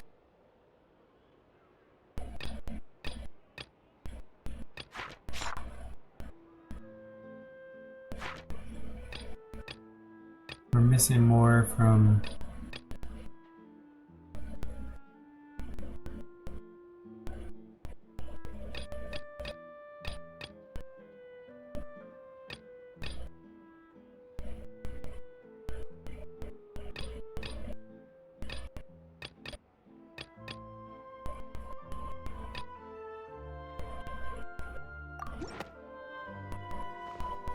You know, if you think everything through, Uncle Marcel is indeed the most suspicious of them all.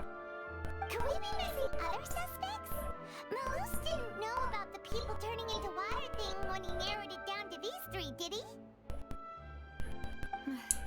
Malus has always been very reliable, and his judgment of others' trustworthiness has been fair and well considered. When he laid out his case for the three, the rationale he gave me made a lot of sense as well. The suspect is knowledgeable about the Spina's internal affairs, has the means to dispatch Mecha to assassinate us, and possesses significant intellect and foresight.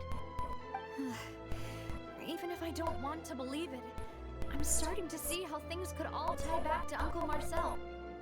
He is someone who's very close to you, after all. Well, we still have another trump card on top of all the theorizing and speculating. Since production base. Yes, Malus did say that charging straight in there would be extremely risky. But we don't have any other options right now. We need far more solid proof before we can hope to go charging in on our enemy. Navia, here you are. Oh, I've been looking for you. Huh? Aren't you the guy from the guards? Did something happen? Yeah. News came from Irenaeus just after you left. We've got another trial on our hands. Wasn't that place built specifically for holding trials? What's so newsworthy about this one? I know. But they said the person they're putting on trial is a Fatui Harbinger called Tartaglia. Wait, child? What? Is that someone you know? Yeah, we know him. Maybe even a little too well. Well, He's been accused of being the true culprit behind the serial disappearances case. It's absurd, don't you think? Wait, how? None of our investigations have had anything to do with him. That's what I thought was strange about it, so I came to tell you the news right away. If the charge against him stands, then it'll be next to impossible to get the guards to support any of our planned investigations. Right, because they'll think they've already found the culprit. Yeah, and it'll be a lot harder then to clear Mr. Callus's name. I understand. Well, partner, what do you think we should do? We still haven't found any conclusive evidence. Let's split up. Huh? Split up? What do you mean? You go to Aranis, while I go investigate that place. I'm confident in my combat ability. Just as expected of my partner. Since this is a trial about the serial disappearances case, the culprit's attention will be focused on Aranis, leaving his home base wide open. You're right. This is our best opportunity. Alright then, let's do this. I'll stall them at the Opera House and charge Marcel as the true culprit. I won't have any chance of making that charge stick though, unless we find more evidence.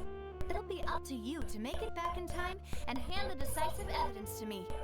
Leave it to me. We'll help you, just like you helped us in Lenny's trial. Demoiselle, please allow us to accompany you. I'm ready. Ah, Malou, Silver, when did you two get here? We heard that you'll be leaving Poisson and figured that you might require our assistance. It's our hope that your confidence will be bolstered with the two of us by your side. Thank you so much. Then, let's make haste for Aranis. Paimon, Traveler, I'll see you at the Opera House. See you then! Suspect analysis. Combining the information regarding the guard mix and the investigation results so far, it can be concluded that there is only one person who can have a large number of guard mechs in his possession and run the synth business without leaving traces. This person is none other than Marcel.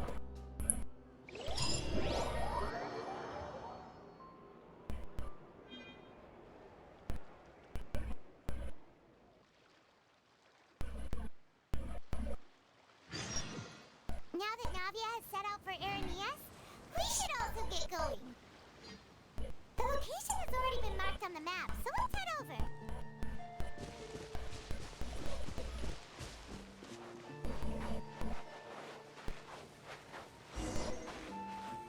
Huh. According to Malus's info, the synth production base is underwater. Let's go and try to find the entrance.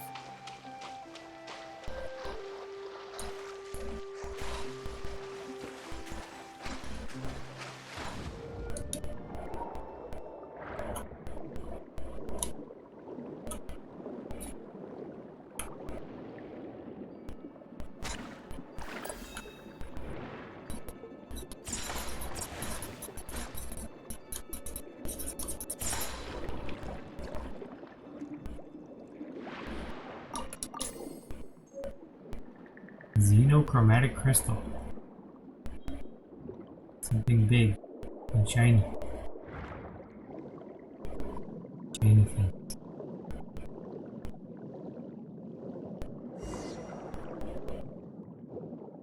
Back to Paimon. Finally found it! Huh. So this is the entrance that leads to the synth production base. It sure doesn't seem out of the ordinary at all. Well, they don't want to stand out. Well, but I'm sure that what you find inside will be extraordinary. Ah, you're right. An important place like this is bound to have a ton of protective measures and mechanisms. Navia's probably arguing up a storm right now to stall for us. Meanwhile, inside the Opera Epicles, the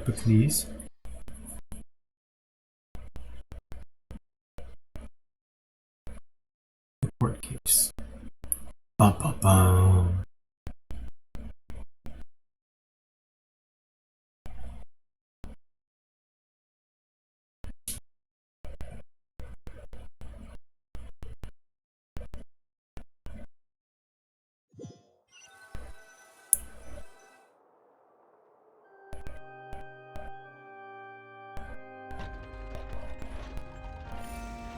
appear that I must repeat my question again, Mr. Tartaglia. Do you accept the charge that you are the true culprit behind the serial disappearances case? To be perfectly honest, I don't understand your country's complicated court system, or the reason why I'm being charged with something I've never even heard of. However, I did hear that people who have been charged can choose to participate in a duel to clear their name. Is that right? In which case, as long as I accept the charge, I can have an all-out fight with that champion duelist Clorent, right? I've got to admit, that's one of the most enticing offers I've ever received. When I privately sparred with her last time, she was obviously holding back. Real disappointing. Hey! Don't you understand? You're currently the prime suspect for a major case. This isn't the place for you to be looking for fights. Oh? Sounds like the Hydro Archon wants to lecture me on the ways of the Opera House. Then why don't you duel me too? I'm the kind of student that learns best in the heat of battle. No. That's not what I meant. Alas, it would appear that communication with the defendant is going poorly, and we have made very little progress. In that case, let me explain everything from the very beginning again. The goal of this trial is to determine the culprit behind the serial disappearances case. That case had nothing to do with him! You've got the wrong man! Huh? What's going on? Why is she interjecting again? I told you it couldn't be one of the Fatui Harbingers. Miss Navia, this is the second time you've interrupted the court proceedings. I only tolerated your behavior last time because you were able to provide the court with a key eyewitness. But that was an exception rather than standard court protocol. I can very well charge you with contempt of court for your interjections. Oh, please! Did you ever think I had any respect for this place's pointless theatrics? We can put that discussion aside for now. I'm not here to argue with you. I'm here to charge the true culprit behind the serial disappearances case. And if my charges prove true, then Tartaglia here will be proven innocent by default, correct? Oh, a young lady has charged in and offered to clear my name. How fascinating. Well, I've gotten half bored to death by all these rules and procedures anyway, so I'll take you up on that offer. So, Your Honor, is there nothing else for me to do now? You may take a seat for now in the audience, but that doesn't mean the suspicions against you have been lifted. Now then, Miss Navia, who is the person you would like to charge instead? That person is...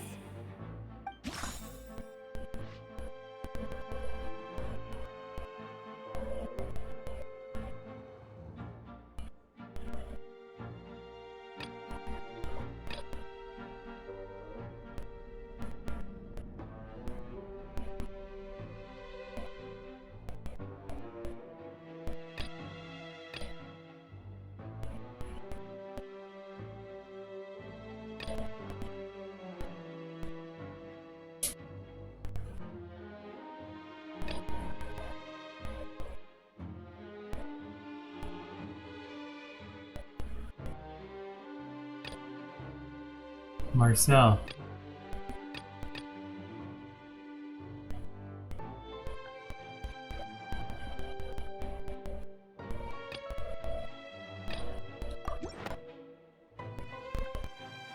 Marcel, the head of Confrérie of Cabriere! Huh? What confrérie? Never heard of them in my life. I've heard of them, but weren't they Spina di Rosula's sister organization? Oh, is this going to be a friends to enemies type situation?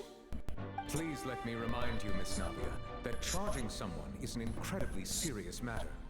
Committing to the charge also means taking on the legal responsibilities associated with it.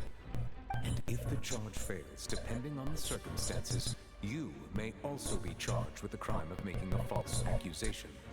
Knowing this, do you still wish to charge this man? Yes, I do. In that case, I declare the charge to be valid. Miss Navia and attorneys, please take your places on the court. Members of the guards, please contact Mr. Marcel right away so that he may stand trial. After some time of shock, confused Marcel is brought to the stands. Mr. Marcel, you will not require an attorney. Is that correct? Apologies. It all just happened so quickly. I still haven't figured out what's going on. I think an attorney won't be necessary. This is probably just a misunderstanding between me and Navia. Very well. In that case, since both sides have now arrived, Miss Navia, please present your charges. I would like to take everyone back to 3 years ago, to the case of Callus the Unfaithful. Only through elucidating what really happened in that case can we connect all the dots for the serial disappearances case. Navia, do you really think that I was the one who killed your father? Come on, why would I do that? Callus was my benefactor, and remember both you and I only ran to the scene when we heard the sound of a gun. If that's enough to make me a suspect, wouldn't that make everyone at that banquet a suspect as well? I think there's no point in getting into the specifics right now. The audience doesn't even have the big picture yet. Even I'm struggling to remember some details of that case. Exactly correct, Your Honor. I must refresh everyone's memory about that case before I can explain my charge and reasoning. I see. In which case, I will recount the findings about that case as originally recorded by Maison Gardiennage.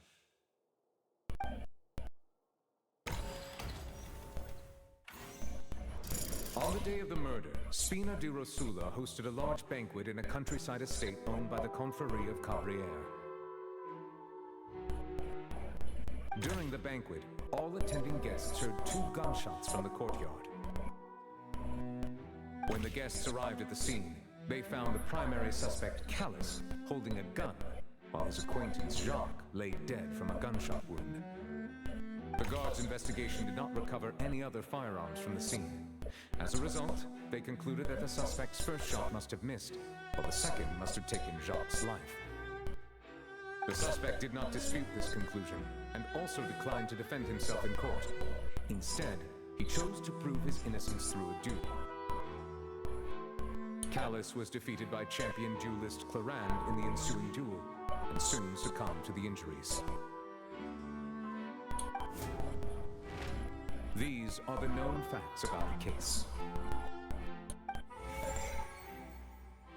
The one with the motive to kill was Jacques, not my father. And even so, Jacques still had no reason to pull the trigger.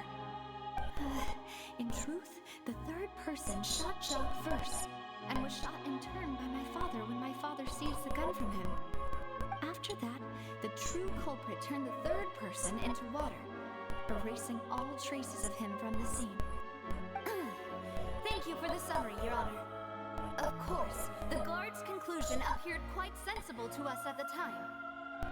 However, we should revisit the case now that we've gained new information about the abilities of water from the primordial sea.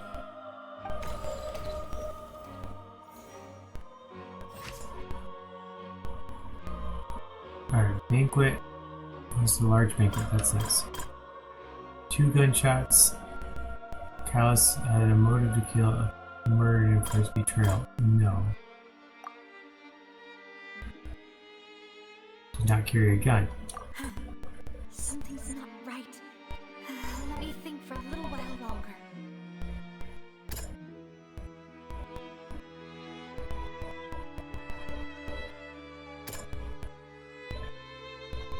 Self-defense?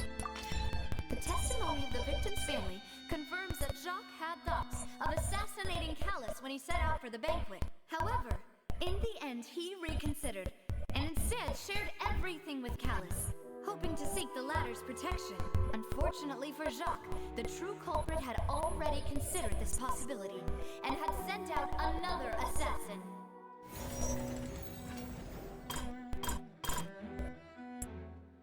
When the guests arrived at the scene,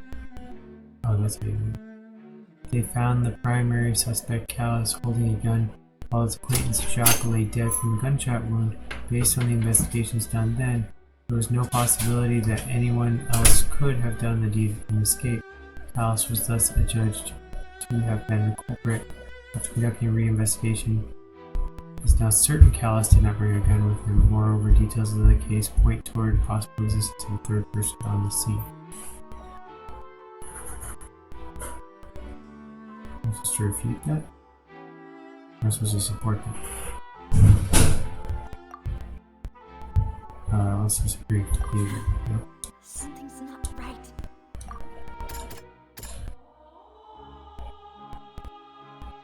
Clothing of an unknown person. That's the water switch thing. This assassin first shot Jacques, then turned to shoot Callus, only for Callus to wrestle the gun from him and kill him instead. Guard investigation did not recover any other firearms. First shot must have missed. That's a loophole.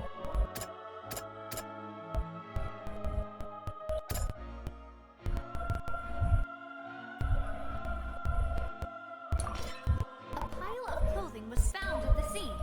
The guards once believed they were used by Jacques as a costume to disguise himself. But now it is clear that the clothes were proof that there was a third person at the scene, and that they were turned into water after committing the murder. Since it was raining that day, the culprit was confident that they could use the rain to wash away all traces of their dissolved accomplice. Realizing this, the true culprit caused the hired assassin to dissolve into water, leading everyone to believe Callus was responsible for Jacques' murder. This is the true version of events.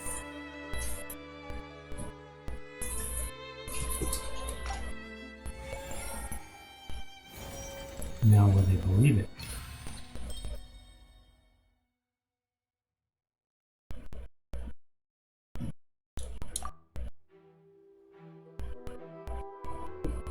So that's what happened.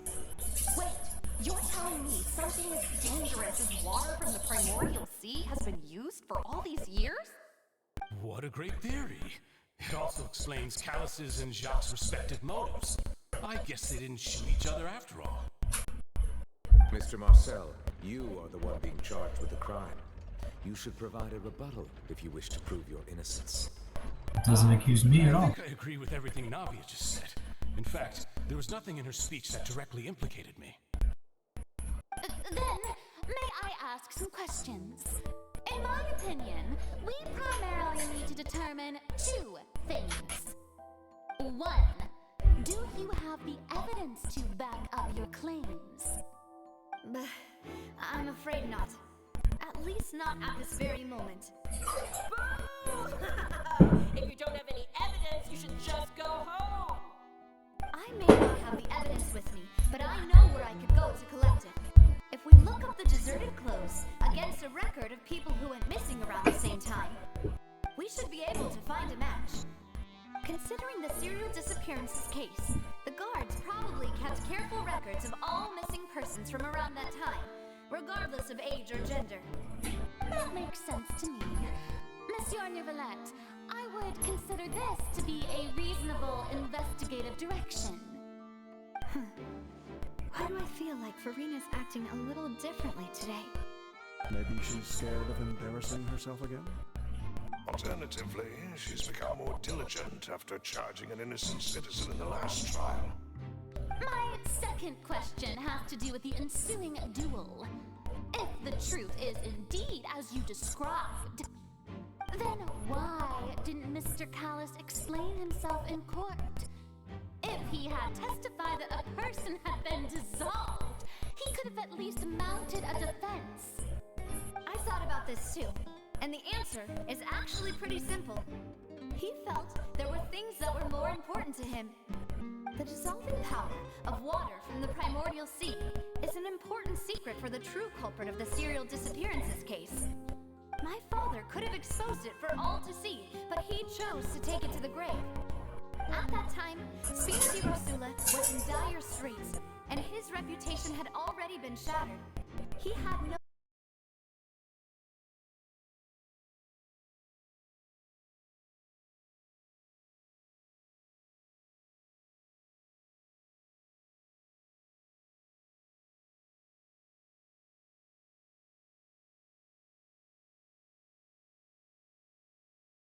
I wouldn't have been the only one in danger. all of us would have stood to lose our lives. Of course, the guards might eventually figure out the truth of the matter and determine that we were in the right. But what good would that do? How can a hollow verdict protect anyone? Had this opera house ever given my father any kind of confidence in its brand of justice, Spina di Rosula would have had no reason to exist. But by staying silent, we retain the ability to deter our opponents and continue the stalemate. I was able to become Spina di Rosula's president, which made me harder to target, as well as giving me more time to grow and learn. And once I have figured out the truth and stepped up to the challenge, I will do what this opera house cannot, and restore my father's truth and honor back to him. So, you mean to say, your father intended to die in the duelist's ring? That's right. Do you have any proof? Of course. All you need is to ask his opponent, Clarand. I don't need your apology, your guilt, or your support from the shadows. You don't have to do anything for my sake. But since he entrusted his will to you, Clarand, you should tell us the truth about his sacrifice. So, during the duel, did you believe that Callus was intending to die? Yes, I did. As a champion duelist, I fought many battles and taken a countless number of dishonored lives.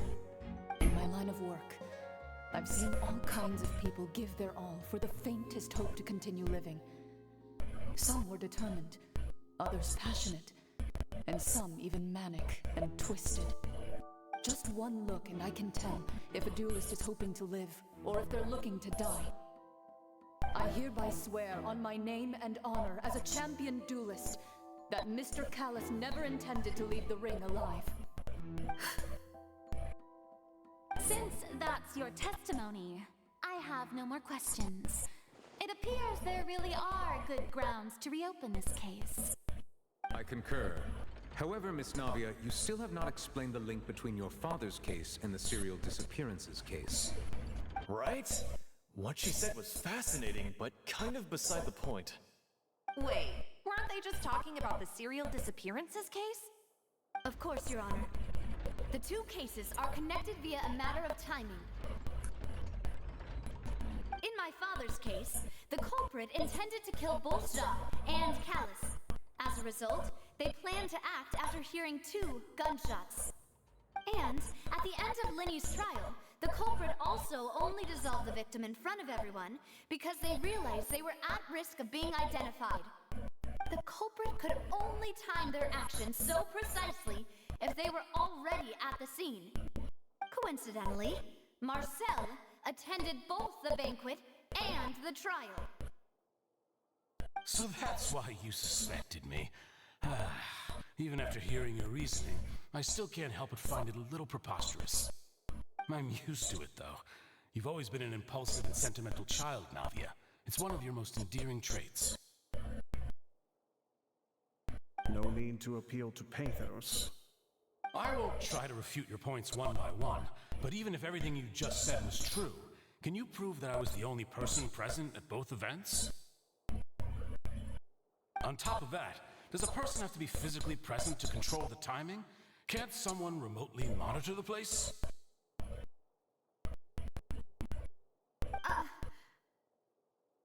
Oof, don't know what you can say to that.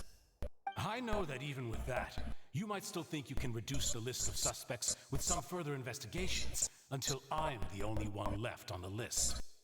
Alas, who won't feel at least a little hurt by an accusation of murder from a girl you see as your own daughter? But if I were to dismiss this completely, you'd also think I'm not being considerate of your feelings.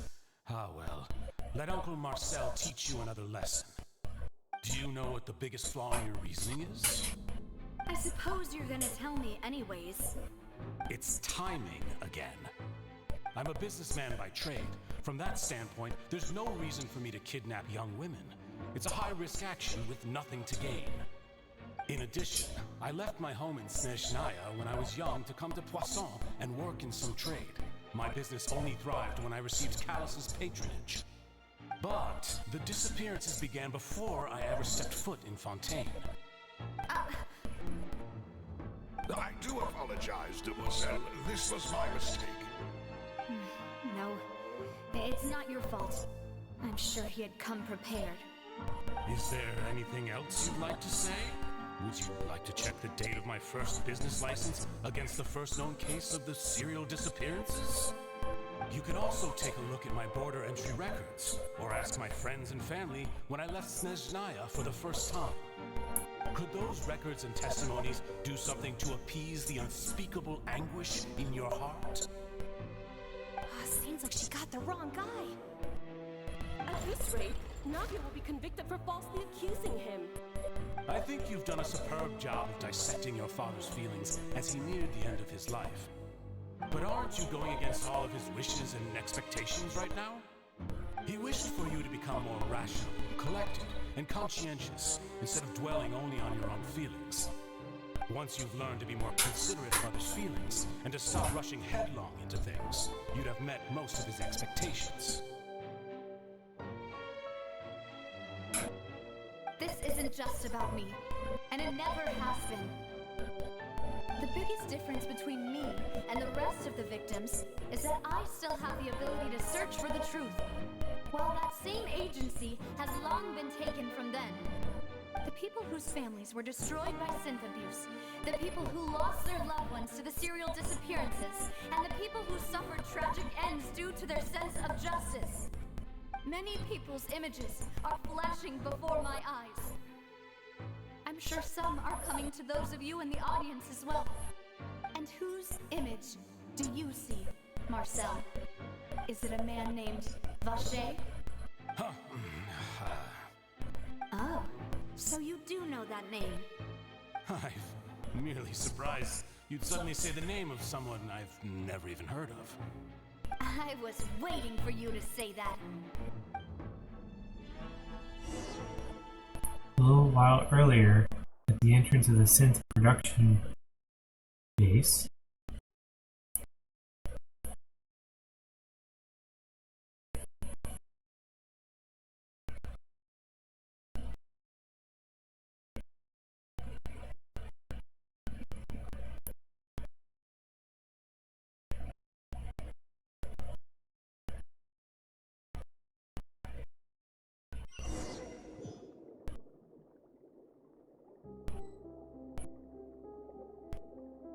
we're going back in time? Or is this something she just learned about them knowing each other?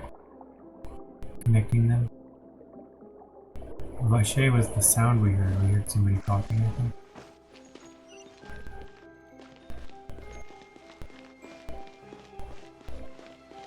What's this?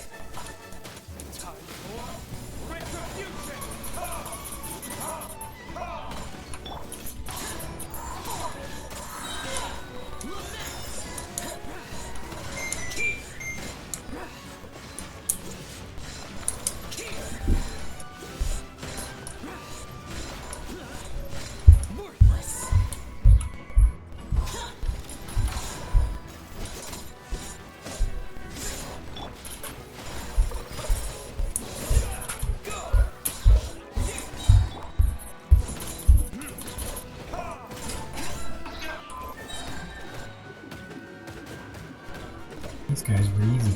Slow. Mecha.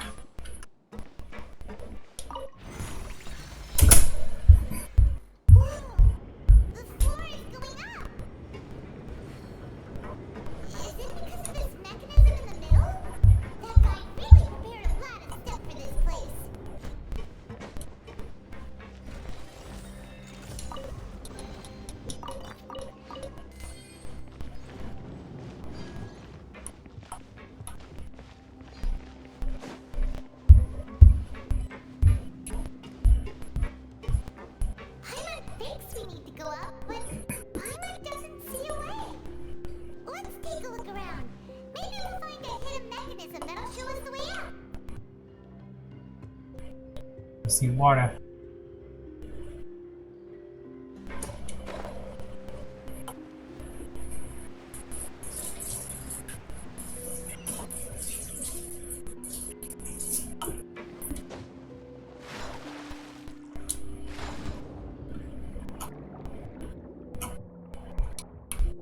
Crack in the wall. So we can get ability to do that.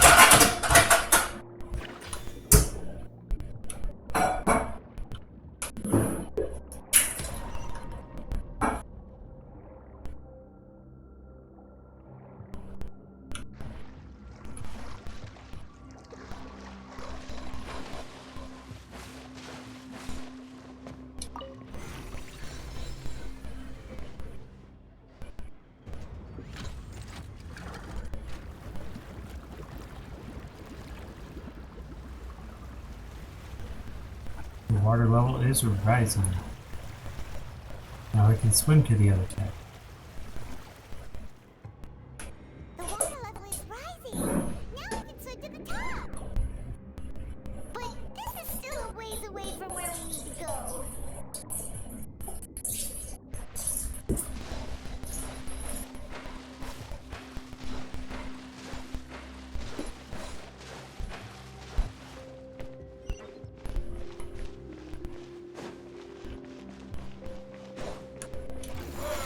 There's some doggies, electronic doggies.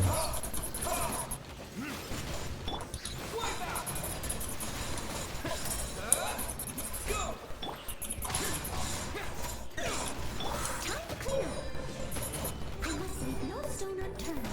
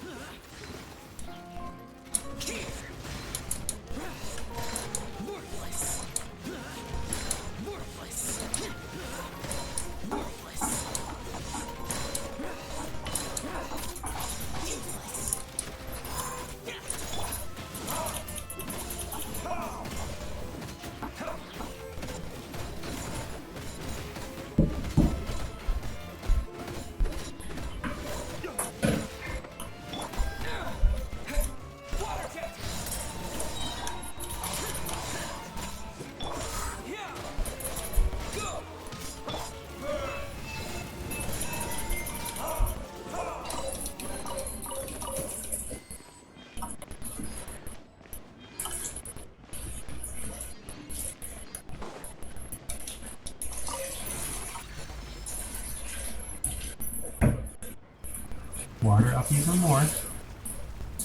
Now we can probably get to the top. There's that entrance right there.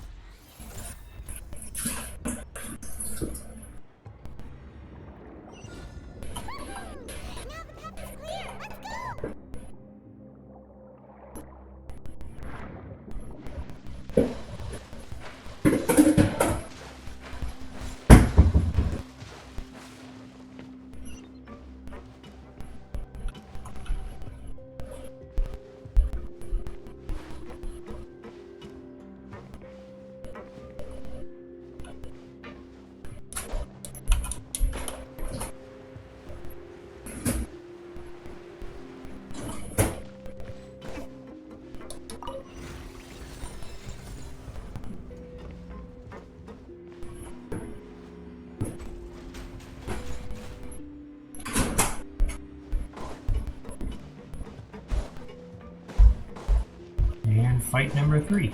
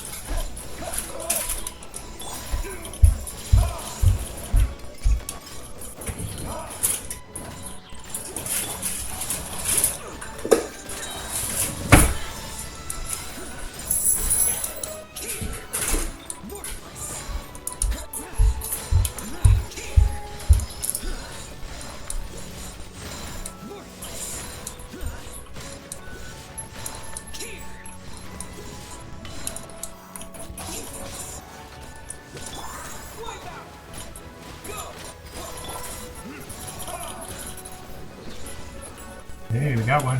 What? Came back with full health. I don't believe it.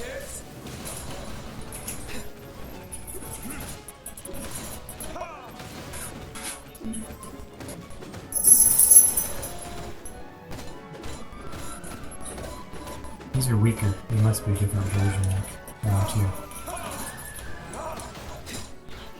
Yeah. Oh, this is the guy who came back. So you knocked him off.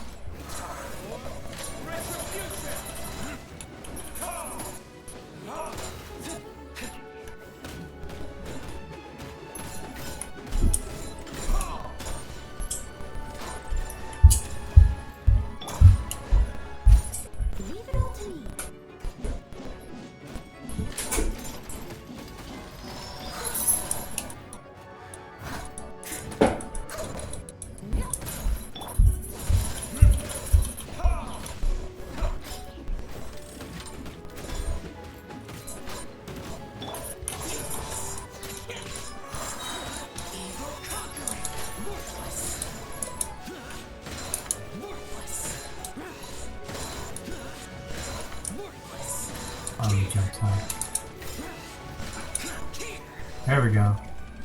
Is that it? Alright.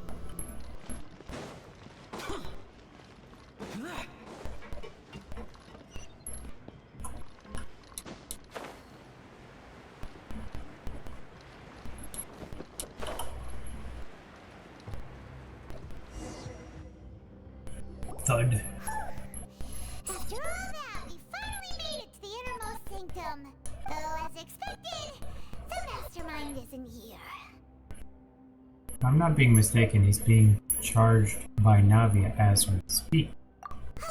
That's right. Then let's hurry up and find some evidence so we can get back to the Opera House and help Navia. Oh, because we split up. That's right.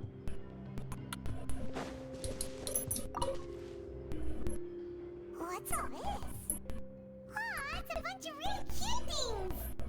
Pink accessories, a hair tie, a necklace, even a makeup box. There's a name, too. Oh, Paimon sees it too, but why are all these cute things labeled with different girls' names? Probably belong to the victims. Huh? You mean the girls from the serial disappearances? They were brought here? And then they were turned into water. And all the boxes of things, these names. That means... Oh, this is terrible. Missing persons' possessions. You discovered objects within the containers labeled with the names of those who own them. Within the depths of the headquarters, the names here must have something to do with the victims in the serial disappearances case. This might be proof that this was their final stop.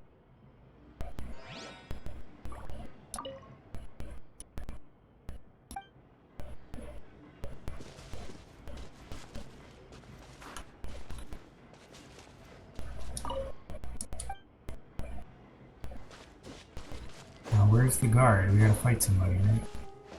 Bookshop. Let's see what's written here. Nothing escapes Detective Paimon's eyes. Callus. Navia's father. Oh, this seems to be an investigation report on him. Alright, related to his and Jacques' case. Yep, it's about finding someone to assassinate Jacques and Callus because of a lack of confidence that Jacques himself would go through with it. This should prove the existence of the third person, right? Is there anything else? We still have not determined the exact content of the key information Callus has passed on to certain members of his organization. The old dog's a real menace to deal with. Even if he abides by the promise he's made to us, he will still have the upper hand. He can act whenever he wants to make our lives miserable. The only option left is to remove him from the picture entirely. I concur. Let's send someone to kill him. He won't declare war as long as we don't touch Navia. Oh, seems like we've got a bunch of correspondence between the higher-ups. We planned this well in advance. They're all just so evil. clues concerning the colorless case that were found inside the bookshelf. The mastermind did not believe that Jock would do the deed and thus sent a third party to ensure Callus's death. The content that followed also defined the culprit's motive to some extent.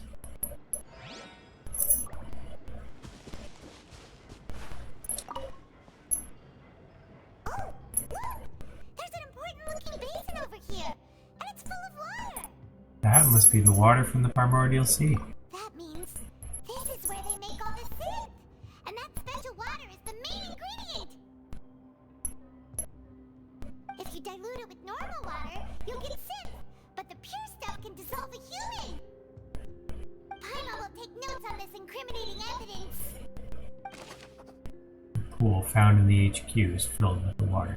Mastermind can use it to make synth. Directly use it to dissolve people.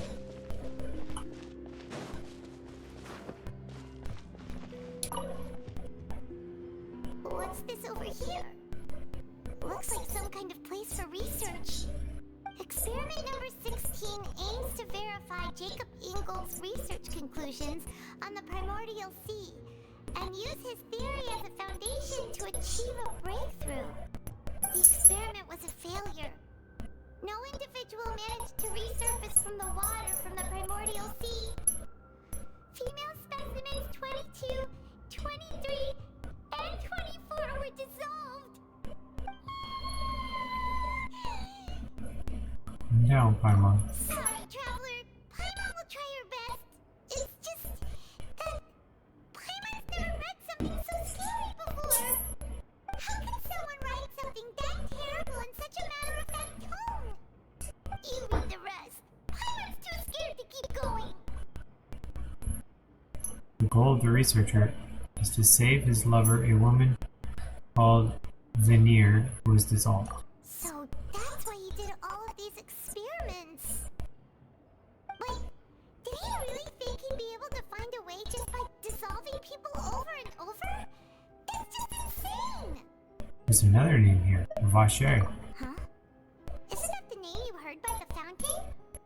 Paimon thought he was an eyewitness in the serial disappearances case. He is the researcher. You mean Vache is the one who did all of these...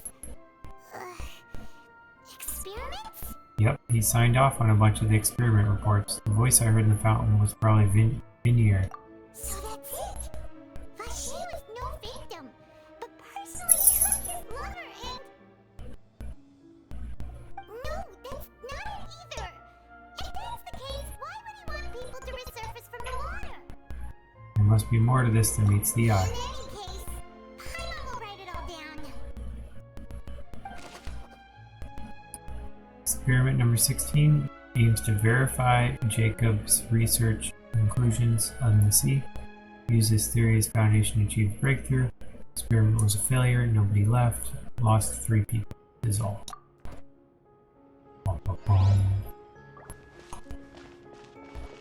Examine the bottles. Whoa! There's so much synth here! And so many bottles of ingredients that probably just contain the waters of the primordial sea. There are so many. Mixing in progress. Ready to drink? Stock sample? Huh. They've also got all the synth pretty clearly labeled. Whoa! There's even fruit flavored synth? Well, that definitely proves that this is where they produce synth. Yep, it's super obvious. A popular potion circulating quite widely. Gives the drinker a very pleasant experience for a short time. Side effects are equally strong. The producer uses these special characteristics to earn a massive profit from its trade. We've looked at almost everything here, and it seems like our theories were spot on. But Who really is this Vache? yeah, we haven't found anything that reveals his true identity. No wonder even Neuvillette wasn't able to find anything. Whoever it is probably destroyed everything to do with that name a long time ago. That way, even if we bring all this back to the opera, we won't be able to identify the true culprit. clever. Or maybe not clever enough. Let's look again. Sure thing. Paimon won't admit defeat to this guy either.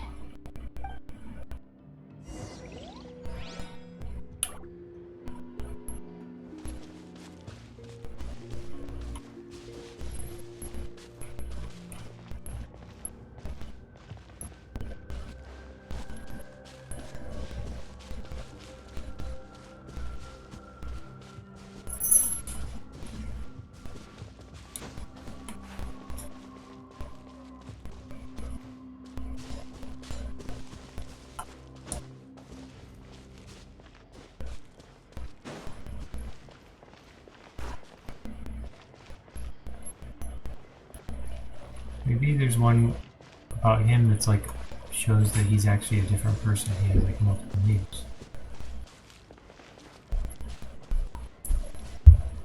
Like maybe the other guy's nickname is that. Yeah, I know.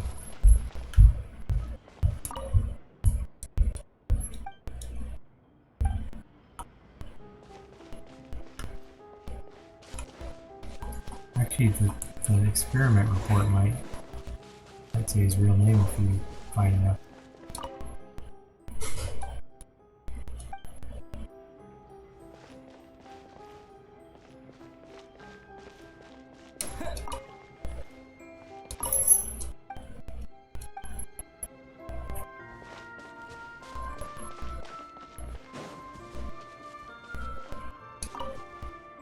I guess one of these. You take that side and Paimon will take this side.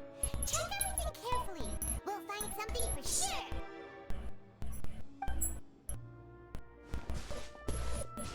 After some time. Nothing at all. And Paimon can't even find snacks either. Paimon, I found it. Really? What Paimon's name? Vinier. Isn't that Vache's lover's name? Then you found her diary. Let's see. Aw, it's just a normal diary chronicling their love story. She was so sweet too. Oh, Paimon feels even worse for her now. Take a look at this page. She made a list of baby names.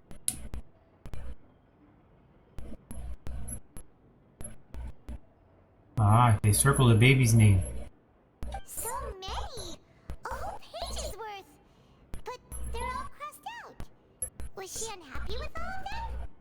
The final name she decided on was... Marcel. Wait, but Marcel's pretty old. Has this case been going on for so long that he's Vache and Vinier's grown son? I figured it out. Let's go, Paimon. Hey! Paimon still hasn't figured it out yet. Notebook belonging to the lady named Vinier. She records many stories of him and their lover Vache. On one of the pages, she prepared many names of their future child and settled on the name Marcel. After obtaining the key final piece, you race back to the opera Epiclese.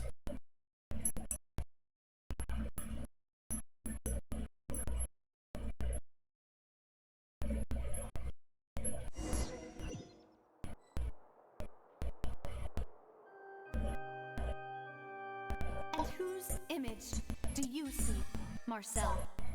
Is it a man named Vache? Oh, so you do know that name. I'm merely surprised you'd suddenly say the name of someone I've never even heard of. I was waiting for you to say that. Navia! We're back! As expected of my partner, I just knew you'd return in the nick of time. Just how often do you intend to flout the rules of this court? It's all right, Monsieur Nervalette. Given their confidence, I expect they found the crucial evidence. You say you've never heard of Vache.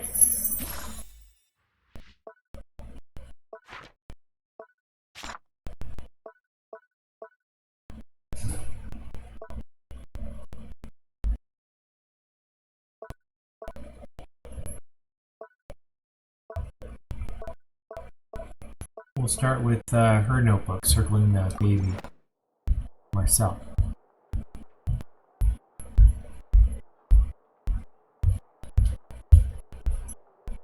But the truth of it, Marcel, is that you've always been Vache. Huh? We've investigated your lair. We already know everything. After your lover, Venier, was dissolved, you kept abducting young women to experiment on the hopes of bringing her back to you. You even created Marcel as a new identity and destroyed all records of your past as Vache. So that's it. Even the villains in opera performances rarely go that far.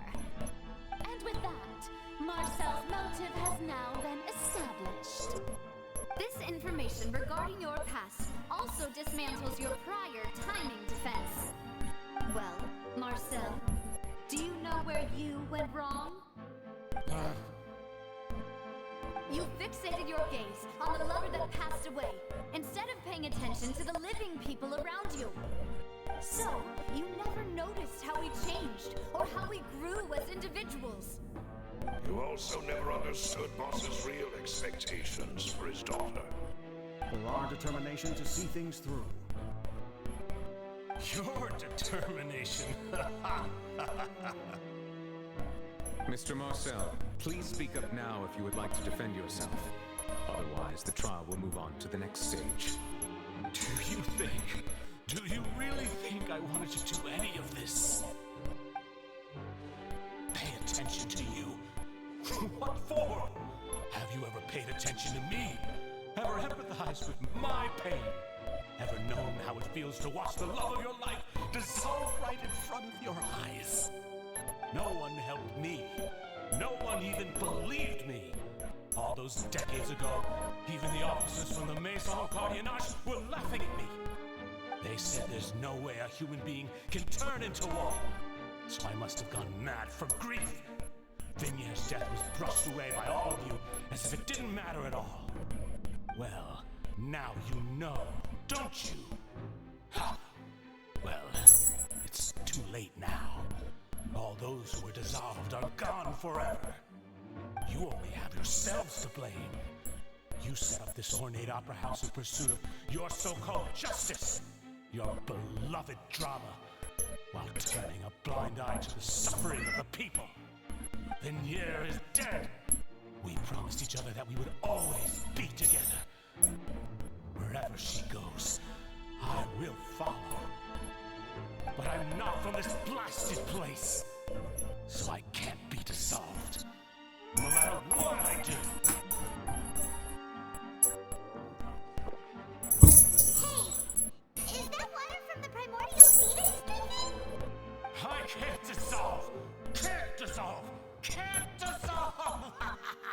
Because he's from Shitznaya. You all see, I can't go, I can't follow. So if I can't go where she is, what choice do I have but to try to bring her back? I did all of that, and in the end, that accursed Callus still got the better of me. I spent my entire life living on pins and needles, only to get stabbed by his idiot daughter at the very end. The suspect is exhibiting signs of mental distress. Guards, please restrain him. Don't touch me! Don't anybody come near me! I still need to save Venier. Our promise. We made our promise. Venier. You're right. Please, Venier. Don't think badly of me. All I want to do is fulfill our promise. At this point, the verdict of this trial is clear. With Mr. Marcel's conviction, the charges against Mr. Tartaglia no longer have any basis. Fine by me. I was in a bad mood, but after a show like that, I'm actually feeling pretty good. Traveler, please submit all the evidence you have collected to the guards, so that I might review and summarize the truth behind the serial disappearances case. Proceeds to review and compile all the evidence. And yes, we don't have to do it one by one. Originally named Vache, and worked as an adventurer with his partner and lover, Venier. During an underwater expedition, Venier accidentally came into contact with water from the primordial sea and was dissolved in front of Vacher as a result. Vacher learned of the primordial water's existence through the work of others and began to kidnap young women for research, with the goal of discovering a method to restore Vignier back to life. To cover his tracks, he invented the new alias of Marcel and began to operate a business in Poisson.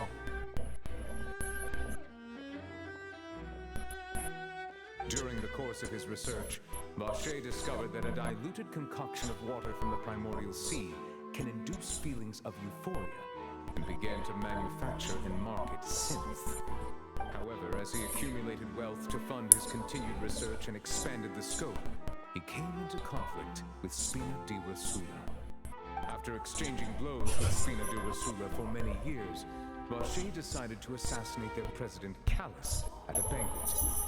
Although the assassination did not go as Vacher expected, he was able to turn Callus into the murder suspect by dissolving the assassin he sent to the scene.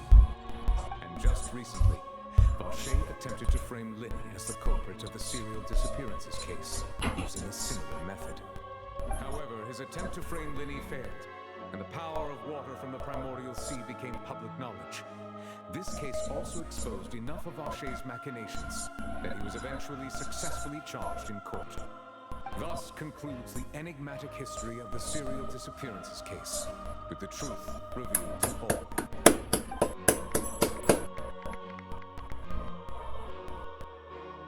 We did it.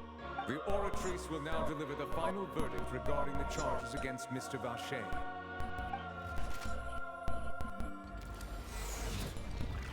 Five-star.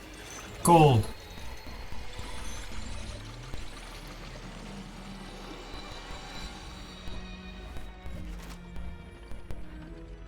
According to the judgment of the Oratrice Mécanique d'Analyse Cardinale, Mr. Vacher is guilty.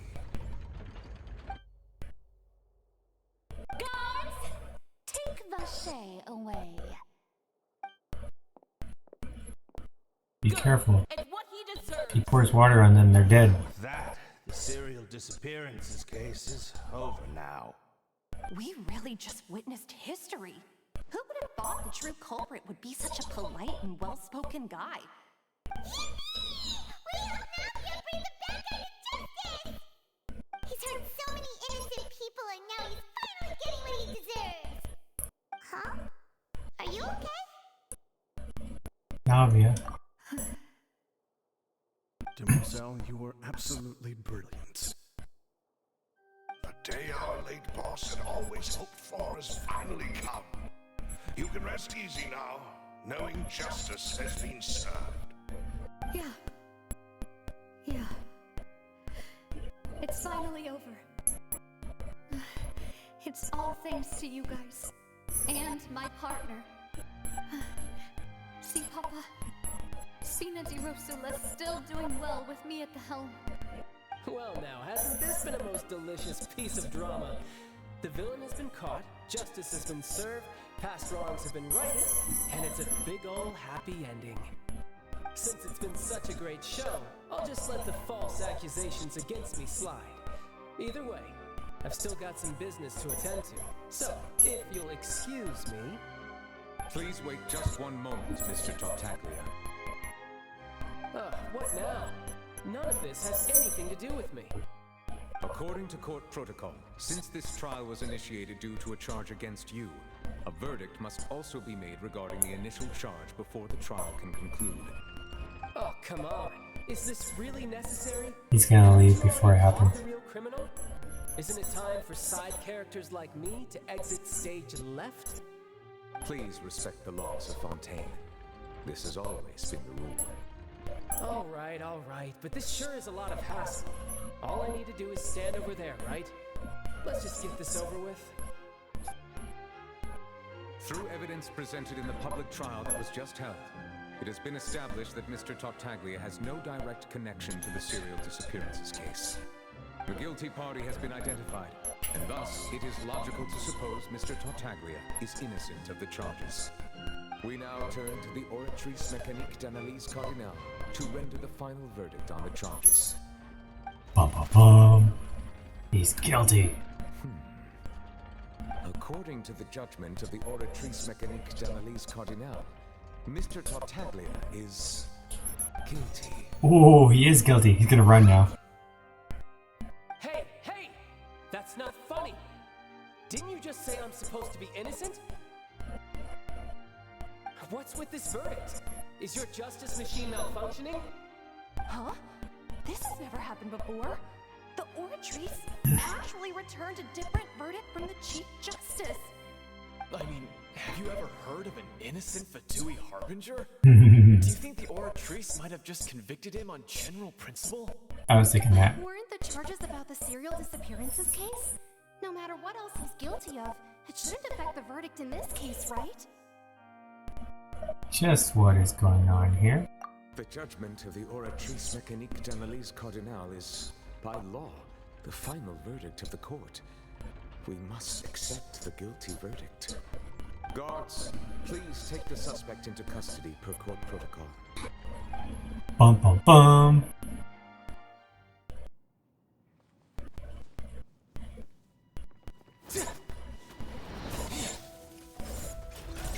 So this is how justice is done in Fontaine. What a joke. You've got your rules. Well, I've got mine too!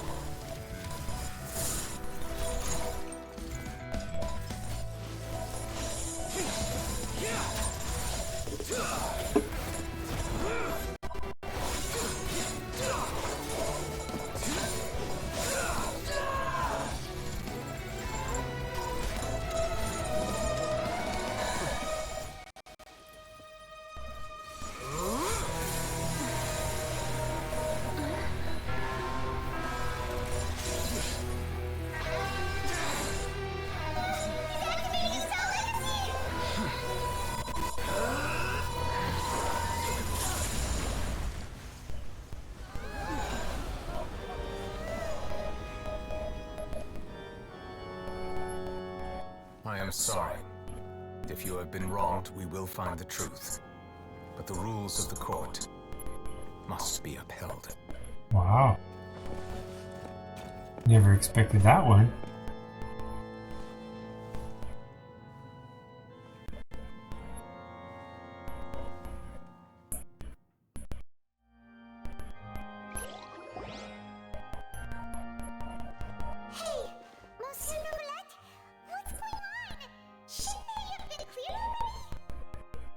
Apologies. This is also the first time I've encountered such a situation. However, according to the rules established at the conception of Fontaine's court system, the Oratrice's judgment is the final verdict of the court. All I do is follow court procedure. As for why the Oratrice arrived at the conclusion it did, you should probably ask someone more knowledgeable than me. Even the Chief Justice doesn't know. We have no choice but to ask the Archon herself. Why are you looking at me? I had nothing to do with it! I don't know what happened there either! Hey, stop staring at me! What does Lady Farina mean by that?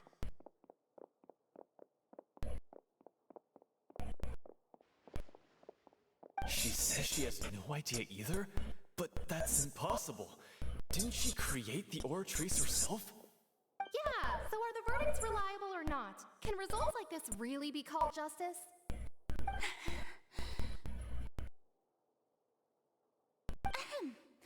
My dearest citizens, did you really think we'd allow an incorrect verdict to be handed out in this court?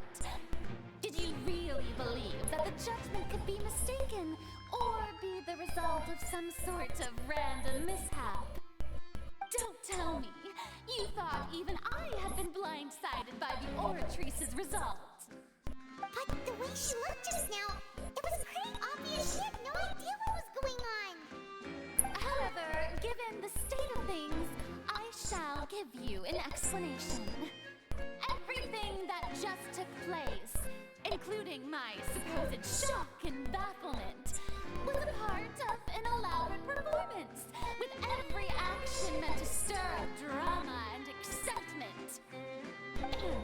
And, of course, for every performance there is a script. Everything has unfolded exactly as I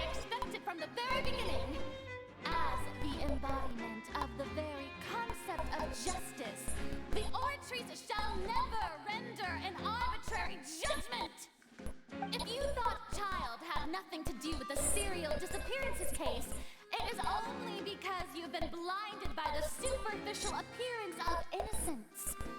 Everything he's done, not to mention the danger he poses, are beyond ordinary comprehension and completely unforgivable! All shall be revealed in time.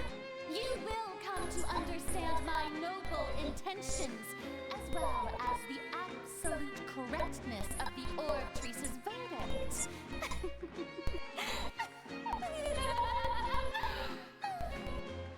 Now, having said that, although I hate to leave things hanging in suspense, it is now time for this performance to end. As the lead actress, I shall be the first to take my leave. Toodaloo! So she chose to make her escape after all, did she? So you're saying we shouldn't put much stock into what she just said? She probably just put on that performance to save face. As for the truth, it's unlikely that she actually has any idea. Way to pull the rug out from under her. However, please be assured that I will continue to investigate this case in a personal capacity. Just as I promised, if the judgment has been incorrect, we will do our utmost to clear his name. All right. Even though we feel pretty badly for him, we'll take your word for it for now. After all, he's done plenty of bad stuff, so he should have known he'd go to prison someday, right?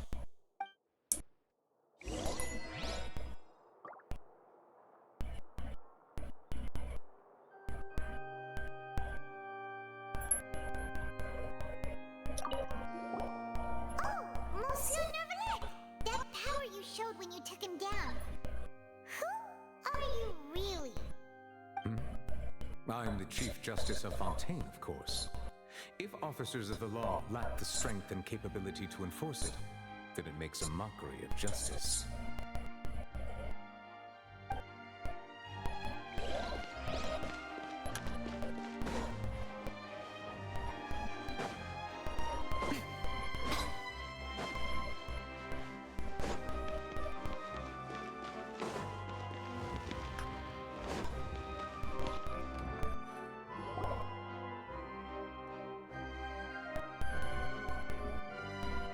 Hey, what are you doing? Quick, stop him! Traveler! Hey! Traveler! Marcel! What are you doing over here? Stop resisting arrest! Cease, or we'll add another charge to the list. No, wait! I just want to ask the Traveler something. I'm not looking to run away. Please, just let me ask this one small thing. Go on. Thank you. I was being led away when I finally realized something. Where did you first hear the name Vacher? I erased all records of that name. So, unless... Are you still trying to prove your innocence? Give it up. You've already been convicted. I met her. Really? You did? You're sure? You met her? But how could that be? How did you manage to do it? It was around the Fontaine of Lucine. The Fountain of Lucine? Fountain of Lucine. Then she's been so close to me all along. And I just never... Please give me a chance to talk to her again. Just let the Traveler take me to the fountain to see her one last time. This is the last request I'll ever make in my life. You can do whatever you want to me afterwards. I don't care. What? Give an inch and you want to take a mile? Do you think serial killers get to make requests like that? Paimon agrees. Why should we give him what he wants when he's only done a ton of super terrible things? This request, is it worth as much to you as your life? Of course! Wait, no. It's worth even more than my life. Humans. Will they betray the instinct to live just to satisfy spiritual needs? Very well. I will grant your request. Your Honor, I fear that... I will go with him. You do not need to worry about any escape. In that case, I shall leave him in your most capable hands, Chief Justice. Thank you, Your Honor.